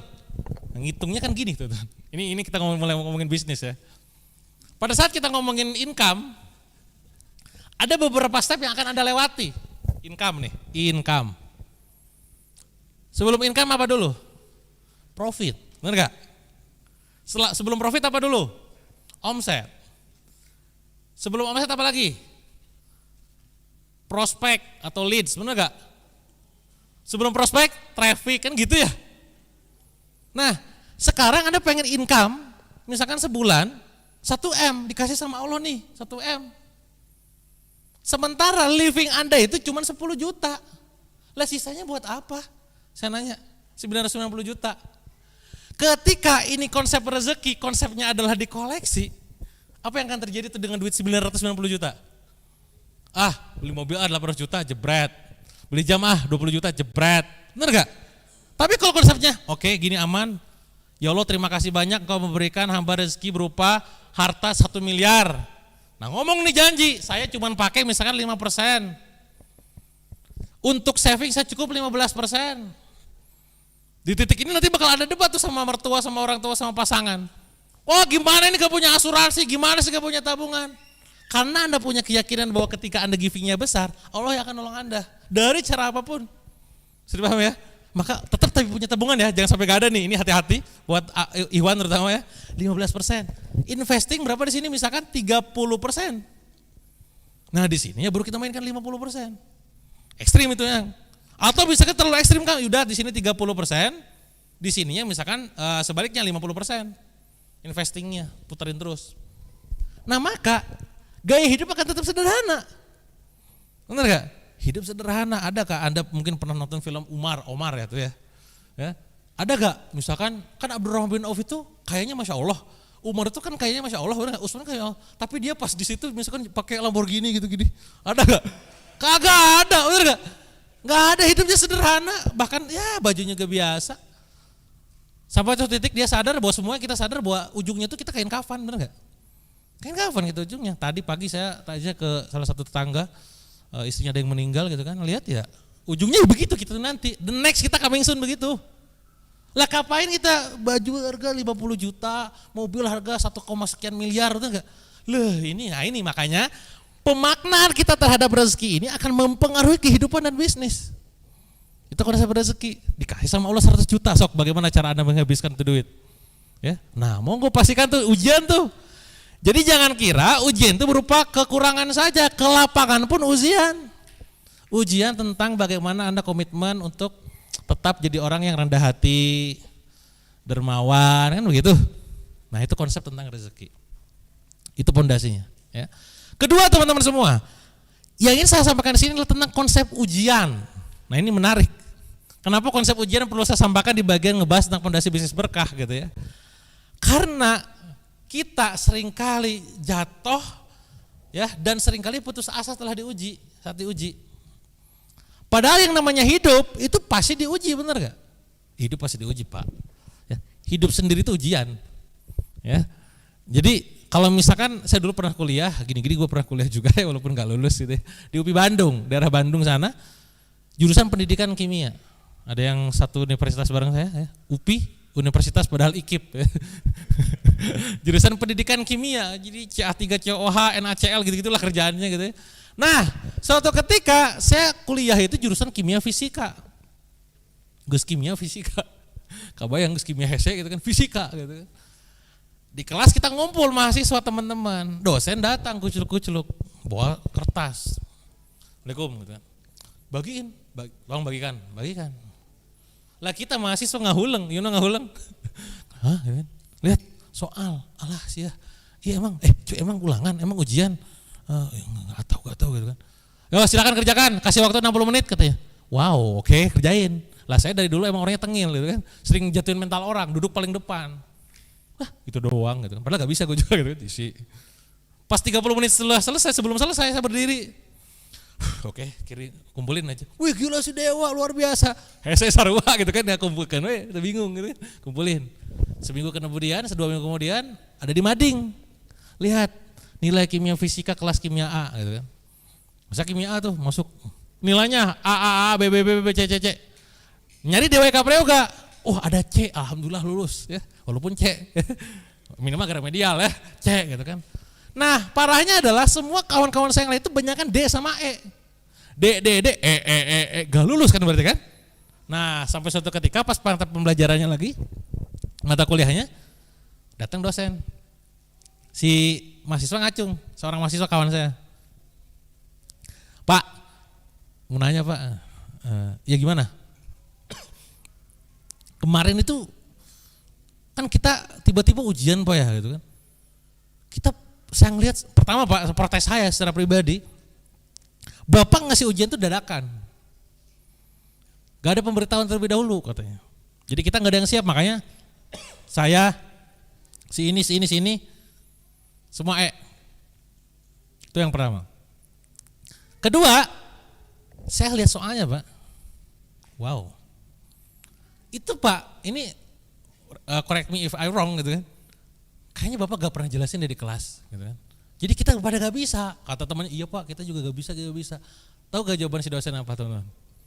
Kamu, siapa kamu namanya? Si ini sebutin. Kamu ini gak ada beda sama siswa zaman-zaman dulu tuh anak-anak SMA. Lo maksud Bapak apa? Nama ujian tuh begitu katanya. Mau datangnya kapan terserah saya. Itu yang pertama. Kedua, gitu kan. Kalaupun misalkan kamu belum pernah belajar ya terserah saya juga, itu namanya ujian. Lah gue pas denger tuh rada-rada horor, tapi dipikir-pikir oke. Bener gak? Kan kita hidup begitu, bener gak? Kita ini belum pernah Pak merasakan duit 10 miliar, tiba-tiba rugi 10 miliar. Pertanyaan saya, boleh gak Allah gituin kita? Sah-sah aja dong, itu namanya ujian. Terus kata si dosen gini, kalau saya ngasih soal kamu sama kayak pernah dipelajari, saya kasih tahu dulu persiapan, itu namanya ulangan. Dipikir, oke bener gak? Kan ulangan kan matematika gitu kan, kimia kan diulang balik bener kan? Lah ini namanya ujian, terserah saya kapan datangnya, terserah saya soalnya gimana gitu. Nah sama kayak kita hidup teman-teman. Tapi ini lagi-lagi kalau kita berdasarkan menggunakan yang namanya iman, beres udah hidup kelar. Memaknai ujian tuh. Walana bluwannakum bisyai'in minal khaufi wal ju', kan begitu. Bahwa sungguhnya manusia itu nanti akan diuji dengan ketakutan, kelaparan, kekurangan harta, jiwa dan buah-buahan. Apa ujungnya tuh alamat di ayat itu? Kabar baik buat yang bersabar. Ya kalau ada orang sabar bro, tadi ada kata Allah, sabar. Tiba-tiba corona, tiba-tiba positif, tiba-tiba rugi, tiba-tiba dipecat, tiba-tiba dicaci maki sama orang sekitar. Sabar. Emang gitu. Benar gak? Ketakutan, kelaparan, kekurangan harta, jiwa dan buah-buahan. Makna buah-buahan dalam ayat tersebut ditafsirkan juga gak cuma sekedar makna letelek buah ya, tapi harapan yang tidak, hasil yang tidak sesuai dengan harapan. Itu buah di sana maksudnya. Ya Allah, misalnya nih Anda bikin forecasting 2021, 2022 nih, target 100M, tercapai cuma di angka 10M. Kan gak sesuai itu harapan kan? Itu maknanya buah-buahan. Jadi kita hidup pasti diuji teman-teman. Apalagi kita ngaku diri beriman, bener gak? Ngaku beriman. Atau ayat 1, ayat 2, ahasibanas ayyutraku ayaqulu amanna wa hum la yuftanun, kan gitu tuh. Apa kamu mengira bahwa kamu nih udah beriman sementara kamu belum diuji kan gitu tuh. Ya, rukun iman baraha coy. Nah, sebut. Rukun iman ada berapa? 6. 1 2 3 4 5. Ayo. tong YouTube lah. Pohoy keenam. Kodo dan kodar. Nah, rukun 6. Kodo dan kodar. Apa makna kodo? Ketetapan apa? Berarti ketetapan baik dan buruk kan? Berarti kan yang baik diimani, betul gak? Yang buruk diimani gak? Diimani juga lah. Corona, udah gara-gara corona. Misalkan, udah gara-gara pemerintah, udah gara-gara si itu tuh nipu orang. Nah itu kan kayak menyalahkan, betul gak? Ya, sekali lagi ya. Maka ketetapan itu perlu kita imani juga. Nah ini ya sekarang orang konsep banyak hilang. Oh iya juga ya, corona ya udahlah imani saja. Terjadi kan, ya sudah kita imani, muhasabahnya apa, evaluasinya apa, next supaya lebih baik lagi gimana gitu. Nah apalagi kita ngaku diri beriman, makanya imani saja ujian itu. Dibangkrutkan, dikucilkan sama orang, kan serba salah ya kita mah ya. Pada saat kita sukses, kebetulan itu mah. Pas kita gagal tuh kan cek aing ge naon, nah gitu. Betul. Pas gila mobil anyar gitu kan, mobilnya baru, rumahnya baru, ngepet paling gitu kan. Nipu gitu kan. Jadi memang kita tuh di mata orang akan selalu salah gitu. Emang sunnatullahnya begitu. Zaman dahulu kita Pak Rasul aja diujinya Masya Allah. Itu Rasul, kita apalagi gitu loh. Ya, yang ibaratnya belum ada jaminan surga, ya pastilah gitu diuji gitu. Jadi tapi poinnya adalah kita bisa beresin. Buktinya apa? Iman lagi tuh ke Al-Qur'an. Kan kita nih pakai bukunya bukan buku DWK Prayoga, Pak. Bukan bukunya siapa, bukunya tuh Al-Qur'an, panduan kita tuh kan. Ya, la yukallifullahu nafsan illa. Jadi kita bisa beresin. Ya. Tapi sampai kapan, Kang? Tuh bayang, utang 10M, penghasilan cuma 10 juta, ya gitu. Jadi Al-Qur'an juga disampaikan, fa inna ma'al usri usra, inna ma'al usri usra, salah sulitan ada kemudahan, 2 kali diulang. Tapi gimana tuh Kang? Kita ngomong ya ente lamun protes wae tegerak mah ya sarwa wae gitu kan. Ya kamu protes mulu. Innallaha la yughayyiru ma biqaumin hatta yughayyiru ma bi anfusihim. Gerak atuh. Sebagaimana geraknya Safa dan Siti Hajar dalam Safa dan Marwah kan? Safa Marwah, sok coba. Safa nih, Marwah di sono. Siti Hajar, tahu ya kasusnya Siti Hajar kan? Situasinya kan? Dalam kondisi udah lama gak hamil, punya anak, sekali punya anak sama Ibrahim ditinggalin. Wahai ahwat di belakang, bagaimana rasanya Anda ketika Anda punya suami, sudah menantikan anak bertahun-tahun, pas sudah punya anak ditinggalin sama suami, gimana rasanya? Ya Allah ya suami itu kan, bener gak? Itu yang dirasakan Siti Hajar, bener gak? Gitu kan, makanya nanya pas jalan itu, wahai Ibrahim, ini tuh beneran? Aku tadi tinggalin di tempat kayak begini, kan gitu. Tapi Ibrahim cuma diem aja kan, nggak bisa ngomong, udah sedih. Ya.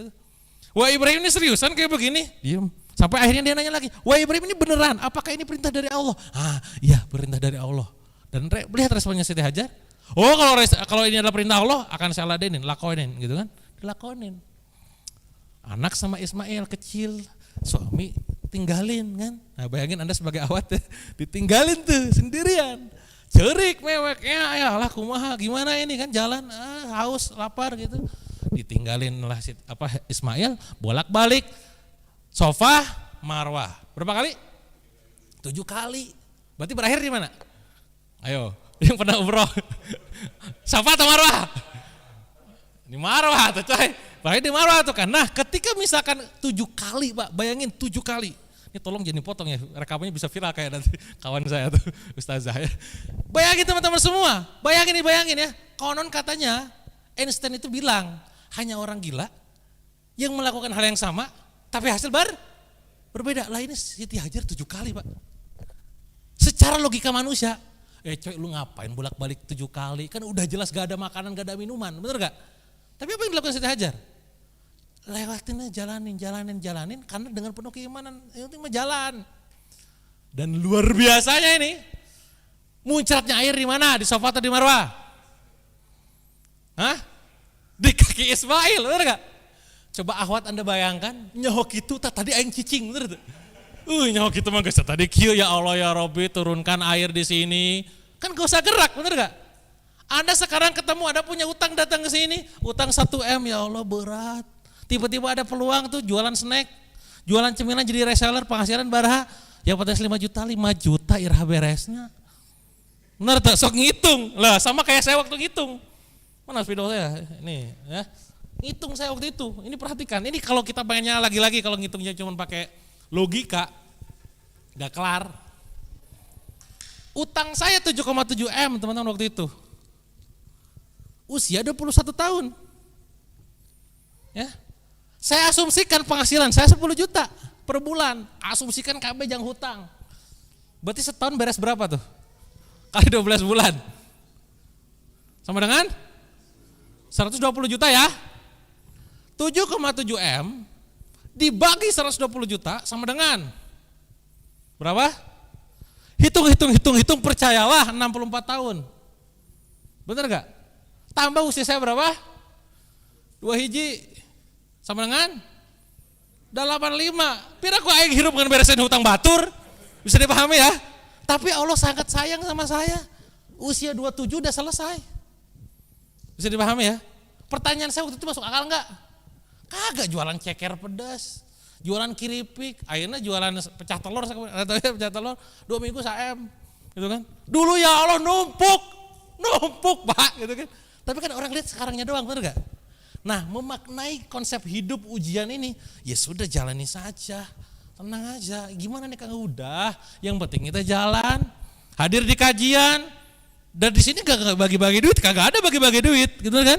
Tapi pas datang ya Allah ada hidayah yang masuk, berubah pikiran, besok ngelakuin sesuatu, yang mahal kan di situ. Jadi yang penting mah pas kita diuji itu ya diam, gerak. Tapi kan gak masuk akal kan? 7,7 M sekian. Sarua ada bahala kita masuk akal, saya juga. Kenapa saya meyakini dan gerak teman-teman semua? Karena saya mengimani dalam surat apa? At-Tolak ya. Wa may yattaqillah ja'alhu makhraja wa yarzuqhu min haitsu la yahtasib. Ada rezeki yang tidak disangka-sangka. Itu yang di mana?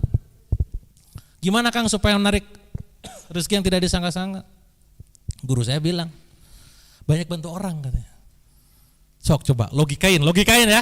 Anda lagi susah, Anda lagi stres, disuruh bantu orang. Sok gimana logikanya?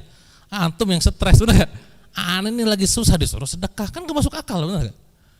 Ayo, kamu harus bantu orang, ya salam. Ini yang butuh dibantu, benar gak? Tapi lihat, itu dalilnya begitu. Barang siapa menolong kawannya, saudaranya, Allah akan tolong. Maka kuncinya adalah bantu orang lain dahulu, dibantu Allah, kemudian kan begitu. Kan pakai logika mah gak masuk akal. Lagi-lagi jangan dimasukin ke akal, masukinnya ke iman. Nah oke. Artinya gue lewatin deh gitu kan. Tapi gimana caranya Kang? Ya udah bantu orang. Dalilnya ketika kamu bantu orang bukan kamu bantu diri, bukan bantu orangnya sebenarnya, tapi bantu dirimu sendiri. Hal jauh lisan ilal ihsan. Ya. Tapi Kang, misalkan protes lagi, ini kan kita nama kadang tipe Victor itu kan tipe apa? Korban gitu ya. Dan dia yang nipu, bukan saya. Kayak saya ini kasusnya saya ditipu. Ini yang nipu. Kalau kita iman lagi Al-Qur'an, in ahsantum li anfusikum wa in asatum falaha. Benar enggak? Yang baik darimu, yang salah juga darimu gitu kan. Salah saya apa? Lah itu kesalahanmu, kamu gak nyadar kesalahanmu apa? Banyak dosa, sombong, songong, durhaka sama orang tua dan segala macam, benar gak? Nah, makanya sekali lagi pemahaman kita konsep rezeki dan pemahaman konsep ujian itu penting buat pengusaha muslim mah. Yang nanti pas jatuh, tenang. Tadi itu ada yang curhat sore-sore. Jadi saya lagi latihan olahraga. Ada kawan dari personal trainer saya datang curhat. Soalnya gini, dia bisnis, ya. Akad awalnya adalah invest. Jadi ada orang ketiga nginvest 50 juta. Singkat cerita, ini bisnisnya gak berjalan dengan baik. Rugilah gitu ya. Dan gak ngasilin performa yang baik. Si orang yang ketiga ini investor yang tadi nagih lagi duitnya untuk dibalikin 50 jutanya. Kayaknya udah salah nih. Bahwa yang namanya invest, ketika gue invest 50 juta kan duitnya gak balik. Kan udah melebur jadi syirkah, sohibul madan dan juga mudharib kan. Maka pembagiannya dari bagi hasil setiap bulan tuh kan. Lah ini nagih balik lagi harus utuh katanya. Kan gak boleh. Kan? Nah apa yang terjadi? Hampir saja pada saat sebelum curhat tuh saya kepikiran kan mau pinjam ke bank. Lah ini. Kenapa? Karena ditekan sama orang ketiga. Pokoknya uang saya balikan. Nah kan coba dalam kondisi tertekan Anda gimana? Yaudahlah nyari perlindungan kan. Nyari ke bank. Pinjam duit riba lagi. Sarwa wae. Bisa dipahami ya? Maka saya lagi saat diuji. Nah, maka poinnya adalah Anda boleh kehilangan seluruh harta.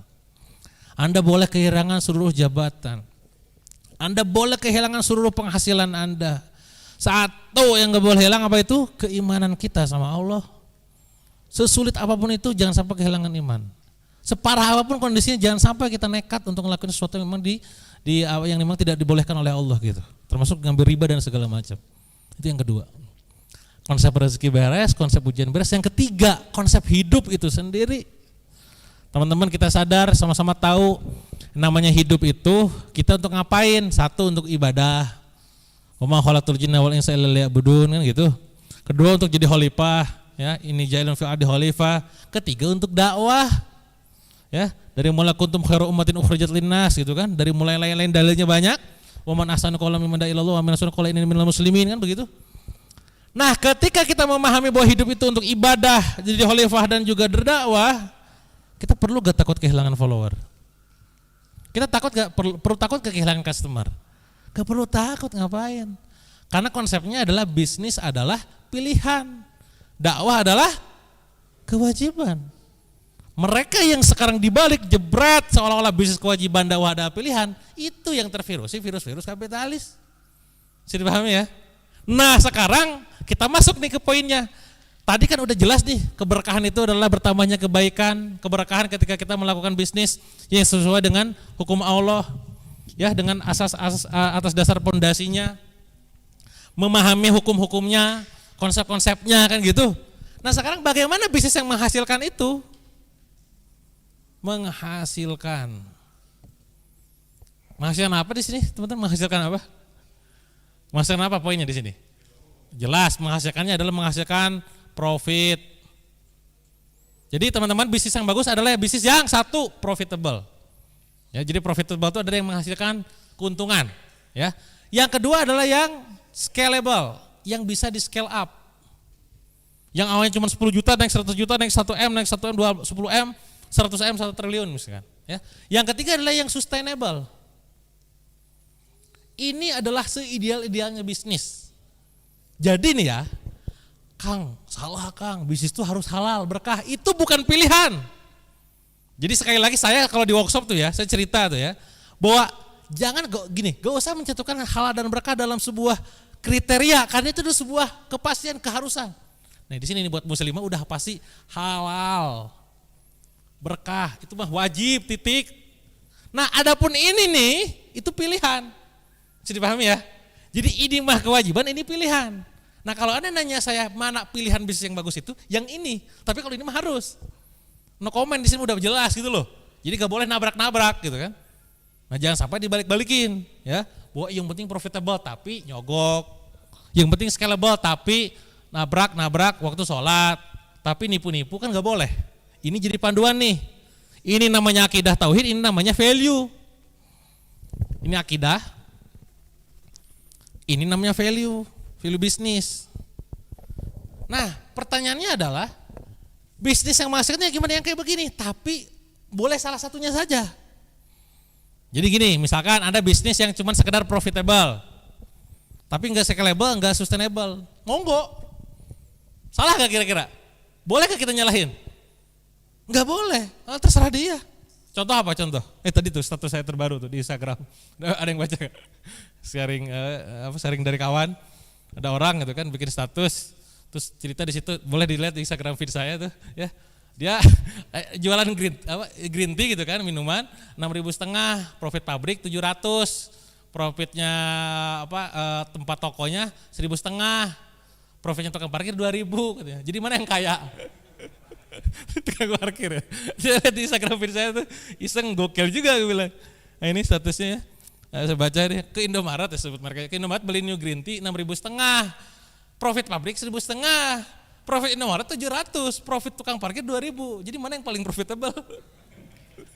Bisa dipahami ya?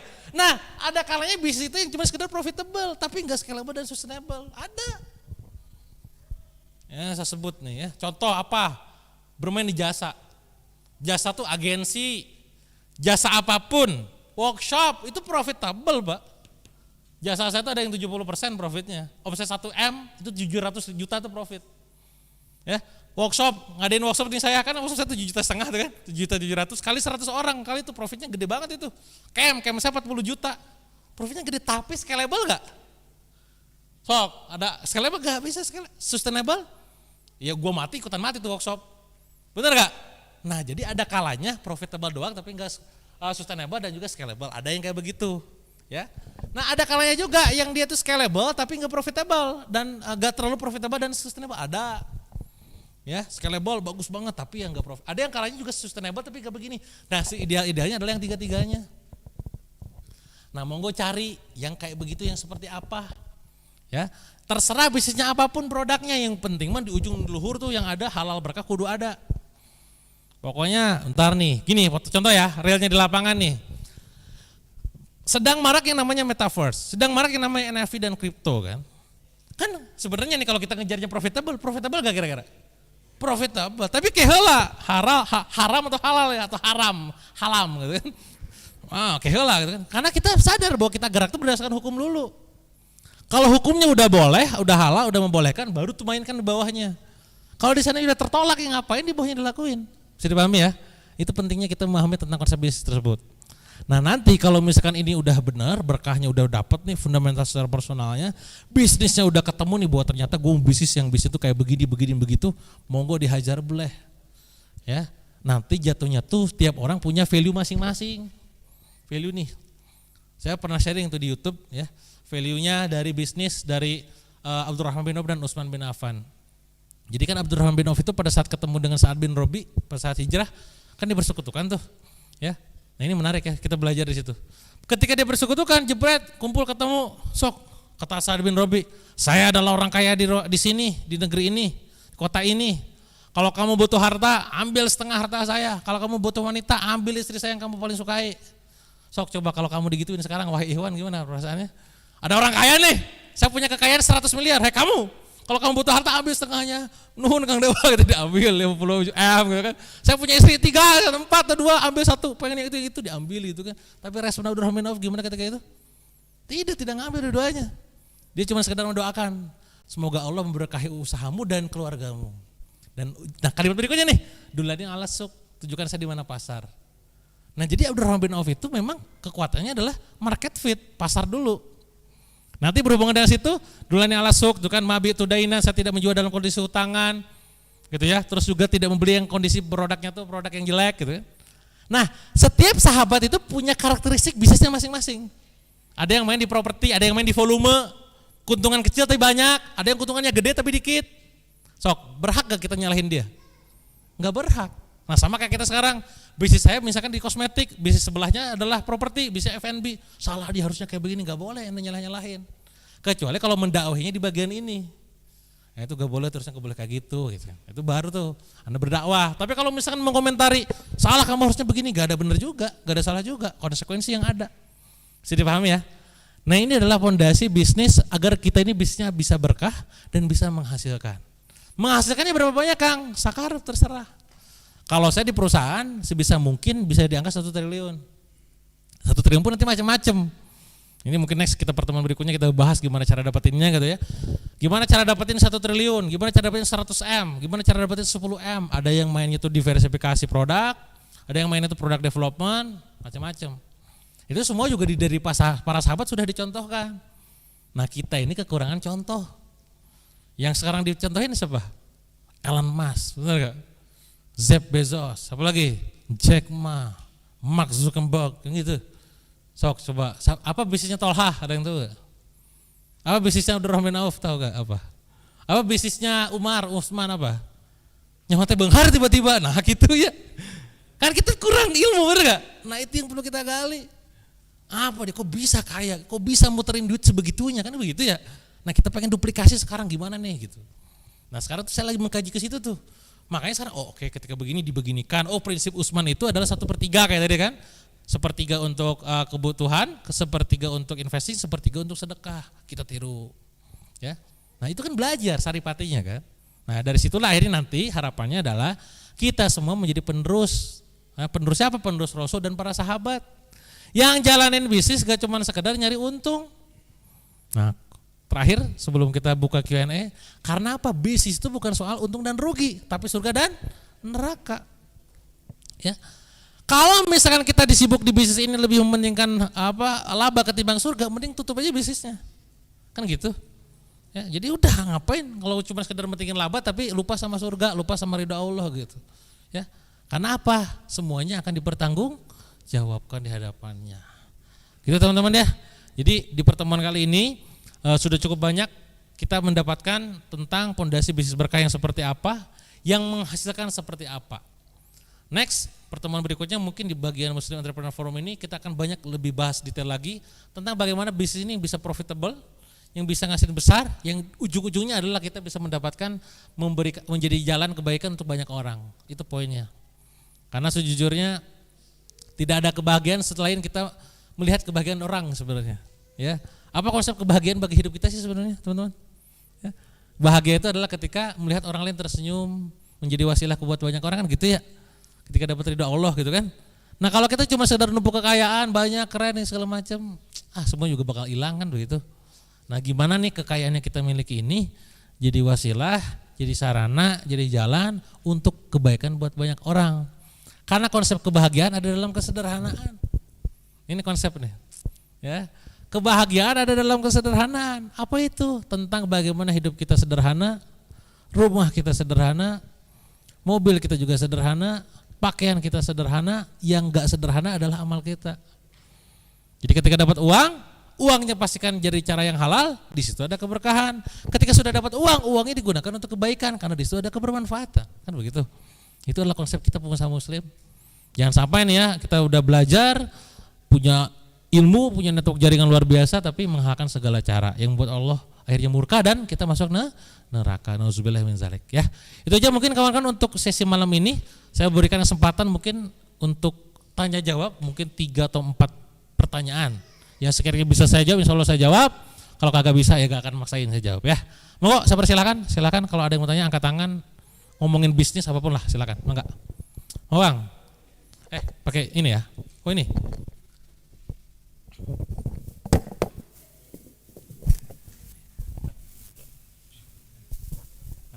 Assalamualaikum warahmatullahi wabarakatuh.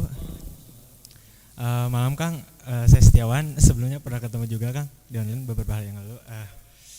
Kan Akang tadi menjelaskan bahwa bisnis yang ideal itu profitable, scalable, dan sustainable. Nah, apa indikator sebuah bisnis itu bisa dikatakan profitable, scalable, dan sustainable? Apa gitu indikatornya? Gitu. Siap. Oke. Terima kasih. Langsung jawab ya. Oke gini, bagus. Jadi salah satu indikator bisnis itu dikatakan baik, bagus untuk bisa kita worth it untuk kita jalanin lah. Ada kalanya gini teman-teman, ini sebelum kita jawab gitu ya. Saya punya bisnis nih, asem misalnya, bahasanya aduh ini gimana sih bisnis ini gak tumbuh-tumbuh. Nah itu bisa saja saya suntik mati. Keras ya, nyusahin, suntik gitu kan. Kenapa kita bisa menyuntik mati itu perusahaan? Karena kita meyakini bahwa bisnis pun adalah kendaraan. Nyawa kendaraan mogok, nah dipakai wae gitu loh. Udah ganti. Nah indikatornya apa? Profitable itu adalah menghasilkan omset Kang, menghasilkan profit, menghasilkan cash, dan cash flow yang baik. Nah setiap perusahaan itu beda-beda, misalkan ada yang cashnya tuh presentasinya berapa persen, ada yang profit marginnya misalkan kalau kita tuh biasanya di angka bagusnya 25%. Kalau udah di bawah tuh berarti kecil banget kan marginnya cuma 8%, tapi harus ada menang di yang lain. Contoh studi kasus ya, saya punya perusahaan namanya Araveoli. Mungkin bagi teman-teman yang ngirim-ngirim paket barang nanti bisa pakai Araveoli. Nah Araveoli ini secara profitability kita cuma 8%. Tapi pertanyaannya adalah kenapa Kang Dewa mau? Karena scalable. Kenapa scalable? Apa indikator scalable? Bisa ditingkatkan. Indikatornya adalah 100M sampai 1 triliun. Kenapa? Ya karena kita tahu angkanya pengiriman di Indonesia itu besar. Ya dalam kondisi jatuh terpuruk pun kondisi Indonesia kemarin gitu ya. Logistik dan ekspedisi itu kenceng. Lah saya kemarin kan tahun lalu alhamdulillah izin Allah dikasih kepercayaan jadi salah satu brand ambassador salah satu ekspedisi kan. Satu angka mereka sekian belas triliun gitu. Lah, Anda mikir 1% aja dapat. Kalau misalkan berarti kan 100 miliar lebih kan. Nah, jadi scalable, oke, centang. Ininya enggak, ininya centang gitu kan. Dan sustainable. Nah, kuncinya sustainable adalah di ini Kang. 1 tim. Kedua, sistem. Tim itu adalah kalau bahasa saya akronimnya together everyone achieve miracle gitu ya. Jadi bersama-sama kita mencapaikan sebuah keajaiban, melawan kemustahilan. Yang rasa-rasanya gak mungkin awal-awalnya tuh kayaknya jadi bisa gitu. Ya, perang Badar yang awalnya tuh jumlah pasukannya dikit tapi yang lawan yang gede bisa karena keberjamahan. Ya, penaklukan Konstantinopel Muhammad Al-Fatih yang kayaknya gak mungkin karena berjamaah jadi mungkin. Ya, terus juga misalkan ketika banyaklah siro-siro yang menunjukkan bahwa keberjamahan menjadi luar biasa. Itu tim. Yang kedua sistem. Sistem ini adalah kalau akronim saya save yourself time, energy and money. Jadi Save, ya, save itu simpan energimu, waktumu dan uangmu untuk yang lain. Nah kan gini, saya kemarin ada yang menarik Kang. Di Extreme Leadership Workshop ada yang bilang bahwa goal saya tuh bisnis pengen financial freedom. Kan berarti bebas finansial ya. Saya tanya, definisi freedom versimu tuh apa? Ketika sebulan dapat 100 juta. Sok saya kasih nih jebret 1M misalkan. Apa yang akan kamu lakukan? Sok coba.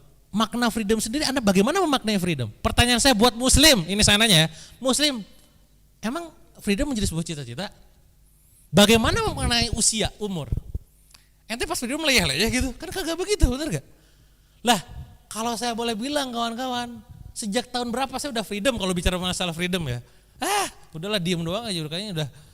Tahu tukang Anton tahu lah income saya berapa, saya buka-bukaan ke guru saya gitu kan. Ngatur aja bisa gitu kan, tapi sorry, gue memaknai umur, gue memaknai ilmu, gue memaknai namanya tubuh, ngapain freedom? Nah nanti ketika kita sekarang punya konsep sebuah keberkahan, suka bermanfaatkan hukum syara agama Islam gitu kan, ketika kita kasih amanah nih sama Allah dikasih harta banyak, waktu kita udah bisa freedom katakanlah freedomnya ini kita pakai untuk kajian, untuk ngaji, maka headline, tagline-nya orang-orang zaman dulu kan masih ingat gak? Bisnis jalan, owner jalan-jalan kan begitu. Sekarang kita ganti. Bisnis jalan, owner ikut kajian. Setuju gak? Gitu. Nah, maka indikator sustainable tuh di sini, Kang. Adanya tim di perusahaan dan adanya sistem. Indikator punya tim gimana sistem? Gampangnya gini. Kapan terakhir kali Anda akan masuk perusahaan? Sesekali Anda tinggalin seminggu. Kalau udah berasa seminggu ditinggalin dan jalan, berasa profit, tinggalin 2 minggu, tinggalin sebulan. Jangan sampai gini, kalau Anda belum sustain ya, wah kata Kang Dewa ditinggalin gitu kan. Wah luar biasa ya. Pokoknya udah ikut kajian, udah ikutan Muslim Entrepreneur Forum, besok saya gak ke kantor. Bulan depan Kang, balik lagi tuh. Waalaikumsalam, gimana perusahaan kita? Maaf Mas, Bapak siapa ya? Maaf ini udah dijual katanya. Udah gak jalan tuh bisnis. Bisa dipahami ya, berarti belum sustainable. Saya teman-teman besok agenda Jumat Sabtu Minggu besok itu, Jumat Sabtu Ahad itu adalah ke Gorontalo. Tahu gak kapan terakhir saya ke Gorontalo? 2 tahun yang lalu. Dan saya punya perusahaan di sana, Klik Digital namanya, sama Data gitu kan. Perusahaan omsetnya juga luar biasa setiap bulan, bagi saya juga luar biasa gitu kan. Tapi 2 tahun saya gak kunjungi, sustain. Jalan. Kantor Bandung, saya punya kantor di Bandung itu ada 3 kantor. Billionaire Coach dan grupnya ya, Billionaire Store sama LKI. Billionaire Coach saya memang hampir tiap hari saya ke kantor karena ada keperluan workshop dan koordinasi sama tim. LKI LKI dan Billionaire Store kapan saya terakhir ke kantor? Tanya tuh tim saya. Kayaknya 6 bulan yang lalu. Kenapa bisa jalan? Pertanyaan saya. Karena saya udah punya tim dan punya sistem. Dan di sini poinnya teman-teman. Apa itu poinnya? Pelajaran penting pas saya dulu saya sakit. Terbaring di rumah sakit. Dari 5 perusahaan saya miliki ketika itu brand ya. Dulu saya masih punya 5 brand. Sekarang udah 52 tuh brandnya. Dari 5 brand, itu ternyata yang hasilnya cuma 2. Sisanya ternyata ya sakit. Kenapa sakit? Karena sayanya sakit. Apa pelajarannya? Jangan sampai bisnis Anda itu adalah Anda. Nah ini quote nih. Jangan sampai bisnis Anda adalah Anda. Ketika Anda sakit, bisnis ikutan sakit. Ketika Anda wafat, bisnis ikutan wafat. Katanya bisnis pengen diwariskan. Warisin opo nih? Wong antumnya aja wafat bisnis ikutan wafat, sakit ikutan sakit, mana warisannya, betul gak? Katanya bisnis pengen diwakafkan, mana wakafnya? Wong kamu sakit aja ikutan sakit, kan gitu. Makanya perlu bangun yang namanya sistem dan tim, supaya sustain gitu. Nah nanti konsep tentang sustainability kan tentang tim. Tim mereka tentang leadership. Bagaimana seorang leader itu menciptakan leader lagi. Saya menciptakan leader terus tuh beranak pinak tuh. Jangan kita tergantungan sama kita, gak boleh bergantung sama diri kita. Ini juga ditanamkan sama orang-orang di perusahaan. Bergantunglah hanya pada Allah kan gitu ya. Jangan sampai ini orang itu tergantung banget sama saya. Kan ada orang yang bangga banget ya. Ini kalau gak ada saya bisa gak akan jalan kan gitu. Hati-hati Anda nepuk dada mulu. Wafat semua tuh perusahaan. Nah jadi di situ Kang. Jadi indikatornya adalah kalau profitability menghasilkan omset, profit, cash dan cash flow yang angkanya tergantung nanti Anda definisikan. Profit, omset misalkan di angka sekian miliar, profit sekian persen, cash di tabungan perusahaannya misalkan berapa ratus juta, berapa miliar, cash flow-nya lancar misalkan mingguan atau harian. Scalable ditujukan dengan bisa tembus di angka sekian ratus atau triliunan, sustainable berdasarkan adanya tim dan juga sistem. Gitu ya. Sip, lanjut. Wah, di jam 10 nih. Oke, lanjut. Pertanyaan kedua, boleh. Ada Iwan atau Ahwat? Assalamualaikum warahmatullahi. Mana? Ini. Oh ini, gak kelihatan. Oh Kang, silakan Kang. Assalamualaikum warahmatullahi wabarakatuh. Waalaikumsalam warahmatullahi wabarakatuh. Kang Dewa, jujur saya ini kebetulan ngikutin banget ya ceritanya Kang Dewa dari awal utang 7,7 M gitu. Sampai sekarang akhirnya bisa sampai punya 40 perusahaan branding gitu kan. Nah, tentunya Kang ya kalau misalkan kita nih yang pernah ketipu tuh Kang 7,7 M untuk memulai bisnis pasti kan ada mental block tuh Kang tuh. Nah, untuk menghancurkan mental block itu yang jujur aja nggak semua orang kan bisa langsung gue udah pernah ketipu nih. Oh, saya udah pernah ketipu nih. Kalau misalkan nyoba lagi bisnis yang sama tuh takutnya terjerumus lagi ke lubang yang sama gitu. Dan pada akhirnya seluruh bisnis yang ia pengen coba tuh akhirnya mau mencoba sesuatu hal yang baru tuh jadi mental block bagi dia sendiri gitu loh. Ya, Nah Kang, yang solusinya gitu Kang ya untuk kita sebagai pengusaha muslim gitu untuk menghancurkan mental block itu tuh seperti apa ya? Siap. Gini. Jazakallah khairan katsir. Oke, mantap nih pertanyaan. Jadi kondisi misalkan ketika teman-teman udah pernah jatuh, supaya nanti pas bangkit atau pas mulai lagi itu gak ada mental block. Pada dasarnya gini, kita perlu definisikan apa itu mental block. Ya, mental block adalah sebuah kondisi di mana kita tidak berani ngambil sebuah keputusan karena ketakutan, kekhawatiran. Pertanyaan saya adalah apa ketakutan itu? Apa yang membuatmu takut? Contoh misalkan takut ditipu lagi, takut nanti rugi dan segala macam. Supaya nggak takut gimana kira-kira? Kemungkinan kalau saya dulu gitu ya, saya meyakini bahwa mental block itu gak usah dihancurkan Kang. Mental block itu dikendalikan. Ada kalanya kita perlu mental block itu. Contoh ini ya di lapangan nih. Saya bersyukur dulu saya pernah bangkrut besar, sehingga karenanya saya lebih hati-hati. Jadi ada orang ngajak kolaborasi, ngasih MOU, perusahaan travel. Saya udah tinggal tanda tangan, udah tinggal gini. Entah kenapa feeling tuh kayak, udahlah nanti saya bawa dulu gitu kan. Dan ternyata tau gak, ini orang perusahaan ini yang nawarin saya kerja sama dulu, yang tinggal saya tanda tangan, berapa persen saya dapat, sekarang bangkrut. Ruginya sekian miliar, dan kalau saya dapat tanda tangan, saya rugi sekian miliar loh. Berdasarkan presentasinya kan. Alhamdulillah lolos, gak rugi, itu pertama. Kedua, kisah di properti. Ada yang datang ke kantor, jelasin proyek propertinya ini, sekian miliar segala macam. Ditawarin sama, ntar kok kayak ada yang aneh ya gitu kan. Karena bagi saya sih pada saat ditipu dulu jadi kayak pikir gini, easy money make you stupid. Apa tuh maksudnya? Ketika ada duit gampang, bikin kamu bego beneran. Jadi kayak bentar kudu hati-hati nih. Kok semudah itu ya? Kalau mudah kenapa orang yang gak ngelakuin gitu kan? Jadi kan ini itu berjalan kan? Alhasil singkat cerita saya gak tanda tangan. Lewatin, berapa bulan kemudian rugi 11 miliar. Alhamdulillah tanda tangan. Bener gak? Yang ketiga sama travel lagi. Sama kasus kayak gitu Kang. Jadi bukan dihilangkan, justru dipakai digunakan sesuai dengan konteks. Tinggal tadi kan, berarti kan tentang ketakutan kan. Nah ketakutan ini apa yang buat takut? Ketakutan ditipu, ketakutan rugi. Oke kendalikan, nah tinggal supaya menghindari agar tidak terjadi berulang, perlu yang namanya keilmuan. Perlu yang namanya pengalaman. Dan perlu arahan pastinya. Ya, arahan dari orang-orang sekitar, mentor, coach, guru, atau arahan dari yang di atas gitu. Maka dalam mengambil keputusan saya selalu bilang, lakukan 2 hal minimal, 1 musyawarah dengan tim atau pasangan, kedua istikharah dengan Allah gitu. Jadi kita seringkali kan, nah ini, jangan pernah mengambil keputusan dalam kondisi emosional. Misalkan dapat tawaran, oke deal lah, jangan dulu tahan, jangan kegeeran. Ya, oke tahan dulu, simpan, doa dulu sama Allah, minta malam-malam sholat tahajud, sholat istikharah, minta pendapat pasangan, minta pendapat tim. Oke deal gitu loh. Jadi gitu Kang, jadi gak usah dihancurkan. Karena kita hanya perlu mengendalikannya. Ya. Kapan kita perlu takut? Ketika ada masalah ataupun sesuatu yang memang membuat kita akhirnya nanti terjerumus, ditipu dan segala. Perlu takut. Terlalu berani juga jadi masalah. Ada kalanya kita perlu nolak kan? Nah itu poinnya. Jadi saya kayak gini. Yang gak boleh itu dalam kehidupan adalah teuing, tong teuing. Percaya diri teuing jadinya gimana? Sombong, bener gak? Rendah hati teuing. Nah pokoknya segala sesuatu yang teuing berlebihan itu jadi masalah. Nah kita makanya udahlah secukupnya aja. Jadi jawaban dari saya, gak usah dihancurin. Saya juga punya mental block takut. Pada saat apa lagi kita butuh takut teman-teman? Sok. Saat berbuat dosa, bener gak? Kebayang gak kalau kita mental block takut tuh hilang? Dedar gue gak pernah takut, pemberani. Semua ditabrak Pak, bener gak? Hati-hati juga gitu. Jadi cukup kita definisikan, simpanlah pada tempatnya. Oke, gitu kan. Ada kalanya kita perlu itu gitu. Nah tinggal supaya nanti pas di konteks itu supaya nggak takut lagi gimana Kang? Nah apa yang buat kamu akhirnya jadi percaya diri ngambil keputusan? Oh berarti butuh keilmuan, butuh mentor, minimal 2 nih kalau dari saya. 1, kudu punya sistem reminder. Jadi kan ini, jadikan ini forum Muslim Entrepreneur Forum ini jadi sistem reminder kawan-kawan. Gini teman-teman, pernah gak sholat asar telat gara-gara ngobrol? Pernah gak? Ngobrol nih asik, gosip gitu ya, gosip syar'i gitu ya. Ngomongin sesuatu, tiba-tiba ngeliat jam, astagfirullahaladzim, jam 4:30 kita belum sholat asar. Pernah gak ada yang ngalamin kayak gitu gak? Pernah gak? Kalau saya pernah, ngaku aja. Ya, oke.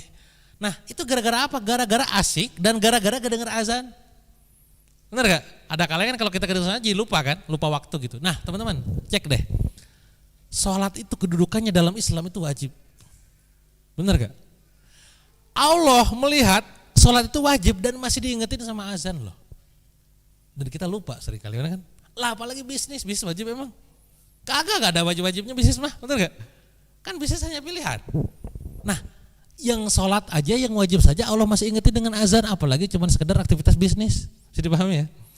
Jadi kita perlu tuh diingetin sama mentor, sama guru, sama coach, sama kawan, sahabat, circle, misalkan partner gitu ya. Itu yang pertama, sistem remindernya harus ada. Kedua adalah sistem charger, casan. Lah kita nih handphone nih, saya nih kalau saya gak tahu kalau anda ya. Aduh baterainya lowbat, resah saya Pak. Khawatir istri ngechat gak balas, khawatir ada sesuatu, khawatir ada orderan, khawatir ada tim kan. Nah itu resah Pak. Pertanyaan saya, kita seringkali begitu juga. Nah kita perlu casan nih dibawa kemana-mana. Casan itu bentuknya apa? Kayak begini, kajian, forum, seminar, workshop itu adalah casannya. Makanya jadikan ini sebagai sistem charger teman-teman di acara Senin malam itu. Nanti supaya dapat dicas terus dalam. Ingat teman-teman semua, dalam buat teman-teman muslim sama terus ingat semua ya. Iman ya situ ya. Mayangkus. Iman Pak itu. Iya situ ya. Itu iman. Apalagi motivasi, betul gak? Semangat pulang dari sini, lusa lupa. Ya wajar motivasi, iman aja situ Mayangkus sebagai motivasi. Bisa dipahami ya? Nah maka perlu dicas terus. Nah agendakan tuh nanti berguru sama seorang. Dan jangan sampai jadi salah pilih guru. Ini saya ngomong begini kenapa? Karena figur itu teman ngomong itu sangat matih bahasa orang Sunda. Jedar, pasti didengar langsung tuh. Nah hati-hati ketika seorang guru, seorang mentor, seorang coach, seorang public figure ngomong, Anda dengar, Anda mengiyakan omongan dia, itu jadi bahaya tuh. Makanya bukan berarti pilih-pilih, emang harus pilih-pilih gitu loh.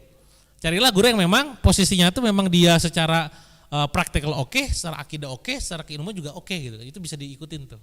Tidak semua harus di follow gitu bahasanya gitu ya. Nah yang kedua adalah sistem charger yang seperti ini, acara-acara kayak begini gitu Kang ya. Jadi baik lagi gak perlu dihancurkan, cukup di manage aja. Begitu. Satu pertanyaan lagi mungkin karena udah jam 10 lebih 10 nih. Monggo satu pertanyaan lagi. Akhwat gak ada ya, Akang deh boleh Akang. Ini yang depan. Akang yang depan, nah boleh. Yang di YouTube, makanya datang sini bisa nanya langsung.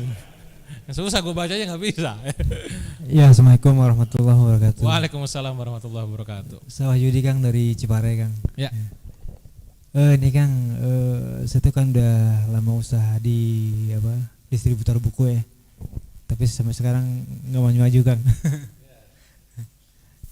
Mohon sarannya aja gitu, masukannya. Untuk? Gimana cara manage-nya gitu ya. Oke. Itu aja. Ya itu. Oke, ini pembahasan teknis. Kayaknya mungkin kita bahas minggu depannya kali ya, atau minggu depannya lagi. Jadi tentang bagaimana kita memanage sebuah tim penjualan, bagaimana memanage sebuah omset penjualan itu yang menge-achieve sesuatu, pastinya juga ada ilmunya ya. Jadi insya Allah nanti saya gak akan jawab sekarang Kang, gitu ya, supaya nanti teman-teman juga ada sebuah catatan penting. Nanti pekan depannya lagi terus bahas. Intinya adalah bagaimana forum ini bisa menjadi sebuah wasilah ataupun ajang ataupun sebuah forum yang bisa membantu teman-teman semua agar dapat sakofah, mendapatkan wawasan, keilmuan, pengalaman dan apapun ya tanpa harus keluar investasi gitu ya. Jadi enggak saling sharing aja satu sama lain, termasuk juga dari saya. Mungkin juga nanti bisa jadi dihadirkan yang lainnya tuh, pengusaha-pengusaha yang lain nih, kita bisa tanya satu sama lainnya gitu ya. Gitu Kang ya, insya Allah nanti pembahasan teknis penjualan dan lain-lain next forum insya Allah. Oke, karena waktunya sudah jam 10 lebih 10 ya, bisa juga saya pagi-pagi ada halaqah jadi harus menyiapkan energi gitu ya. Insya Allah untuk pertemuan kali ini saya cukupkan terlebih dahulu. Semoga apa yang disampaikan barusan tentang bagaimana fondasi bisnis bisa berkah dan juga menghasilkan, bisa kawan-kawan catat dan amalkan di kehidupan. Dan jangan lupa pekan depan tiap Senin malam atau mungkin Senin berikutnya lagi dijadwalkan di kalender sebagaimana saya jadwalkan juga. Nanti dibikin alarm boleh ya. Apa nih? Oh ini ya, apa namanya? Ada yang nitip Al-Quran 10 untuk dibagikan. Oh mantap ya. Ini ada yang ngasih door prize, wah masya Allah ya. Itu Akang aja lah yang bagiin Kang. Saya ngikut Akang Anton aja. Nah tadi ya satu lagi ini buat teman-teman yang belum, punten Kang ini. Buat teman-teman yang belum ngisi ini nanti silakan nanti isi. Intinya adalah kita pengen ngerimain teman-teman semua kalau ada kajian ataupun forum lagi. Ya, nanti di grup bisa ngobrol tentang apapun, termasuk juga ngerimain acara-acara doyan kajian seperti ini ya. Itu aja mungkin teman-teman dari saya. Mohon maaf jika ada kesalahan. Insyaallah ketemu lagi di pekan Muslim Entrepreneur Forum berikutnya. Terima kasih. Assalamualaikum warahmatullahi wabarakatuh. Ya, Masya Allah ya. Waktunya sudah 10:14 menit. Ini luar biasa. Majelis yang tidak ngantuk padahal di malam hari. Saya lihat semuanya mantengin terus. Di saya ini ada kunci motor, kemudian ada 10 Al-Quran. Yang ketinggalan kunci motor atau ini, ya boleh nanti ke depan. Ini gantungannya seperti ini. Nanti periksa lagi. Barangkali nanti bisa diambil setelah acara ditutup. Kemudian ini ada Al-Quran. Ini juga enggak janjian dari awal, cuma pas pertengahan acara alhamdulillah ada ikhwah kita yang datang dari Sinergi Aksi Peduli. Ada 10 Al-Quran, Kang, itu ya. Ada 10 Al-Quran, saya coba bagikannya cepat saja, tidak perlu tanya jawab. Biar adil, akhwat 5, ikhwan 5.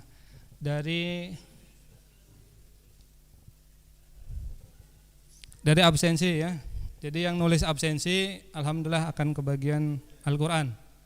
Ikhwan ada 5 dan akhwat ada 5. Saya enggak kenal satupun dari absensi ini. Saya sebetulnya mau minta Kang Dewa untuk nyebutin nomor dari 1 sampai 31. Cuma Kang Dewanya keluar ya. Baik. Saya sebutin aja ya. Tapi ikhlas saja semuanya menerima. Karena saya juga enggak kenal. 1 sampai 31. Ada 5 orang. Yang pertama tentu nomor 1, berarti yang paling rajin, yang paling semangat untuk datang. Kemudian yang nomor 2, nomor 9 ya, 1, 9, saya acak ya, ikhlas ya. Ini cepat aja. 1, 9, 15, 18, 1, 9, 15, 18, 30. Satu nama Sani ya, dari kota Cimahi. Mangga Kang Sani ke depan. Ada Kang Sani enggak? Oke, 1, 9 Walayubi dari Ciparai. Oh, Masya Allah ya, jauh-jauh nih. Alhamdulillah dapat Al-Quran kan. Ya. 1, 9 berapa tadi? 15 ya. 15 Kang Mae dari Cihamplas ya. Cihamplas ya Kang. Tara lebihnya Kang. Cuma Masya Allah. Ya mau jamaah di dia juga. Nomor 18 Kang Angga Haryadi dari Muhammad Toha. Ya. 18 ya. Nomor 30 ya, 1, 9, 15, 18, 30. 30 Nurianto dari Cipageran KBB. Masa. Alhamdulillah. Akhwat absensinya ada enggak? Panitia Kang, boleh diambil. Ini masih ada 5 Al-Quran lagi ya. Oh ternyata 6 malah. Yang 1 untuk di masjid aja.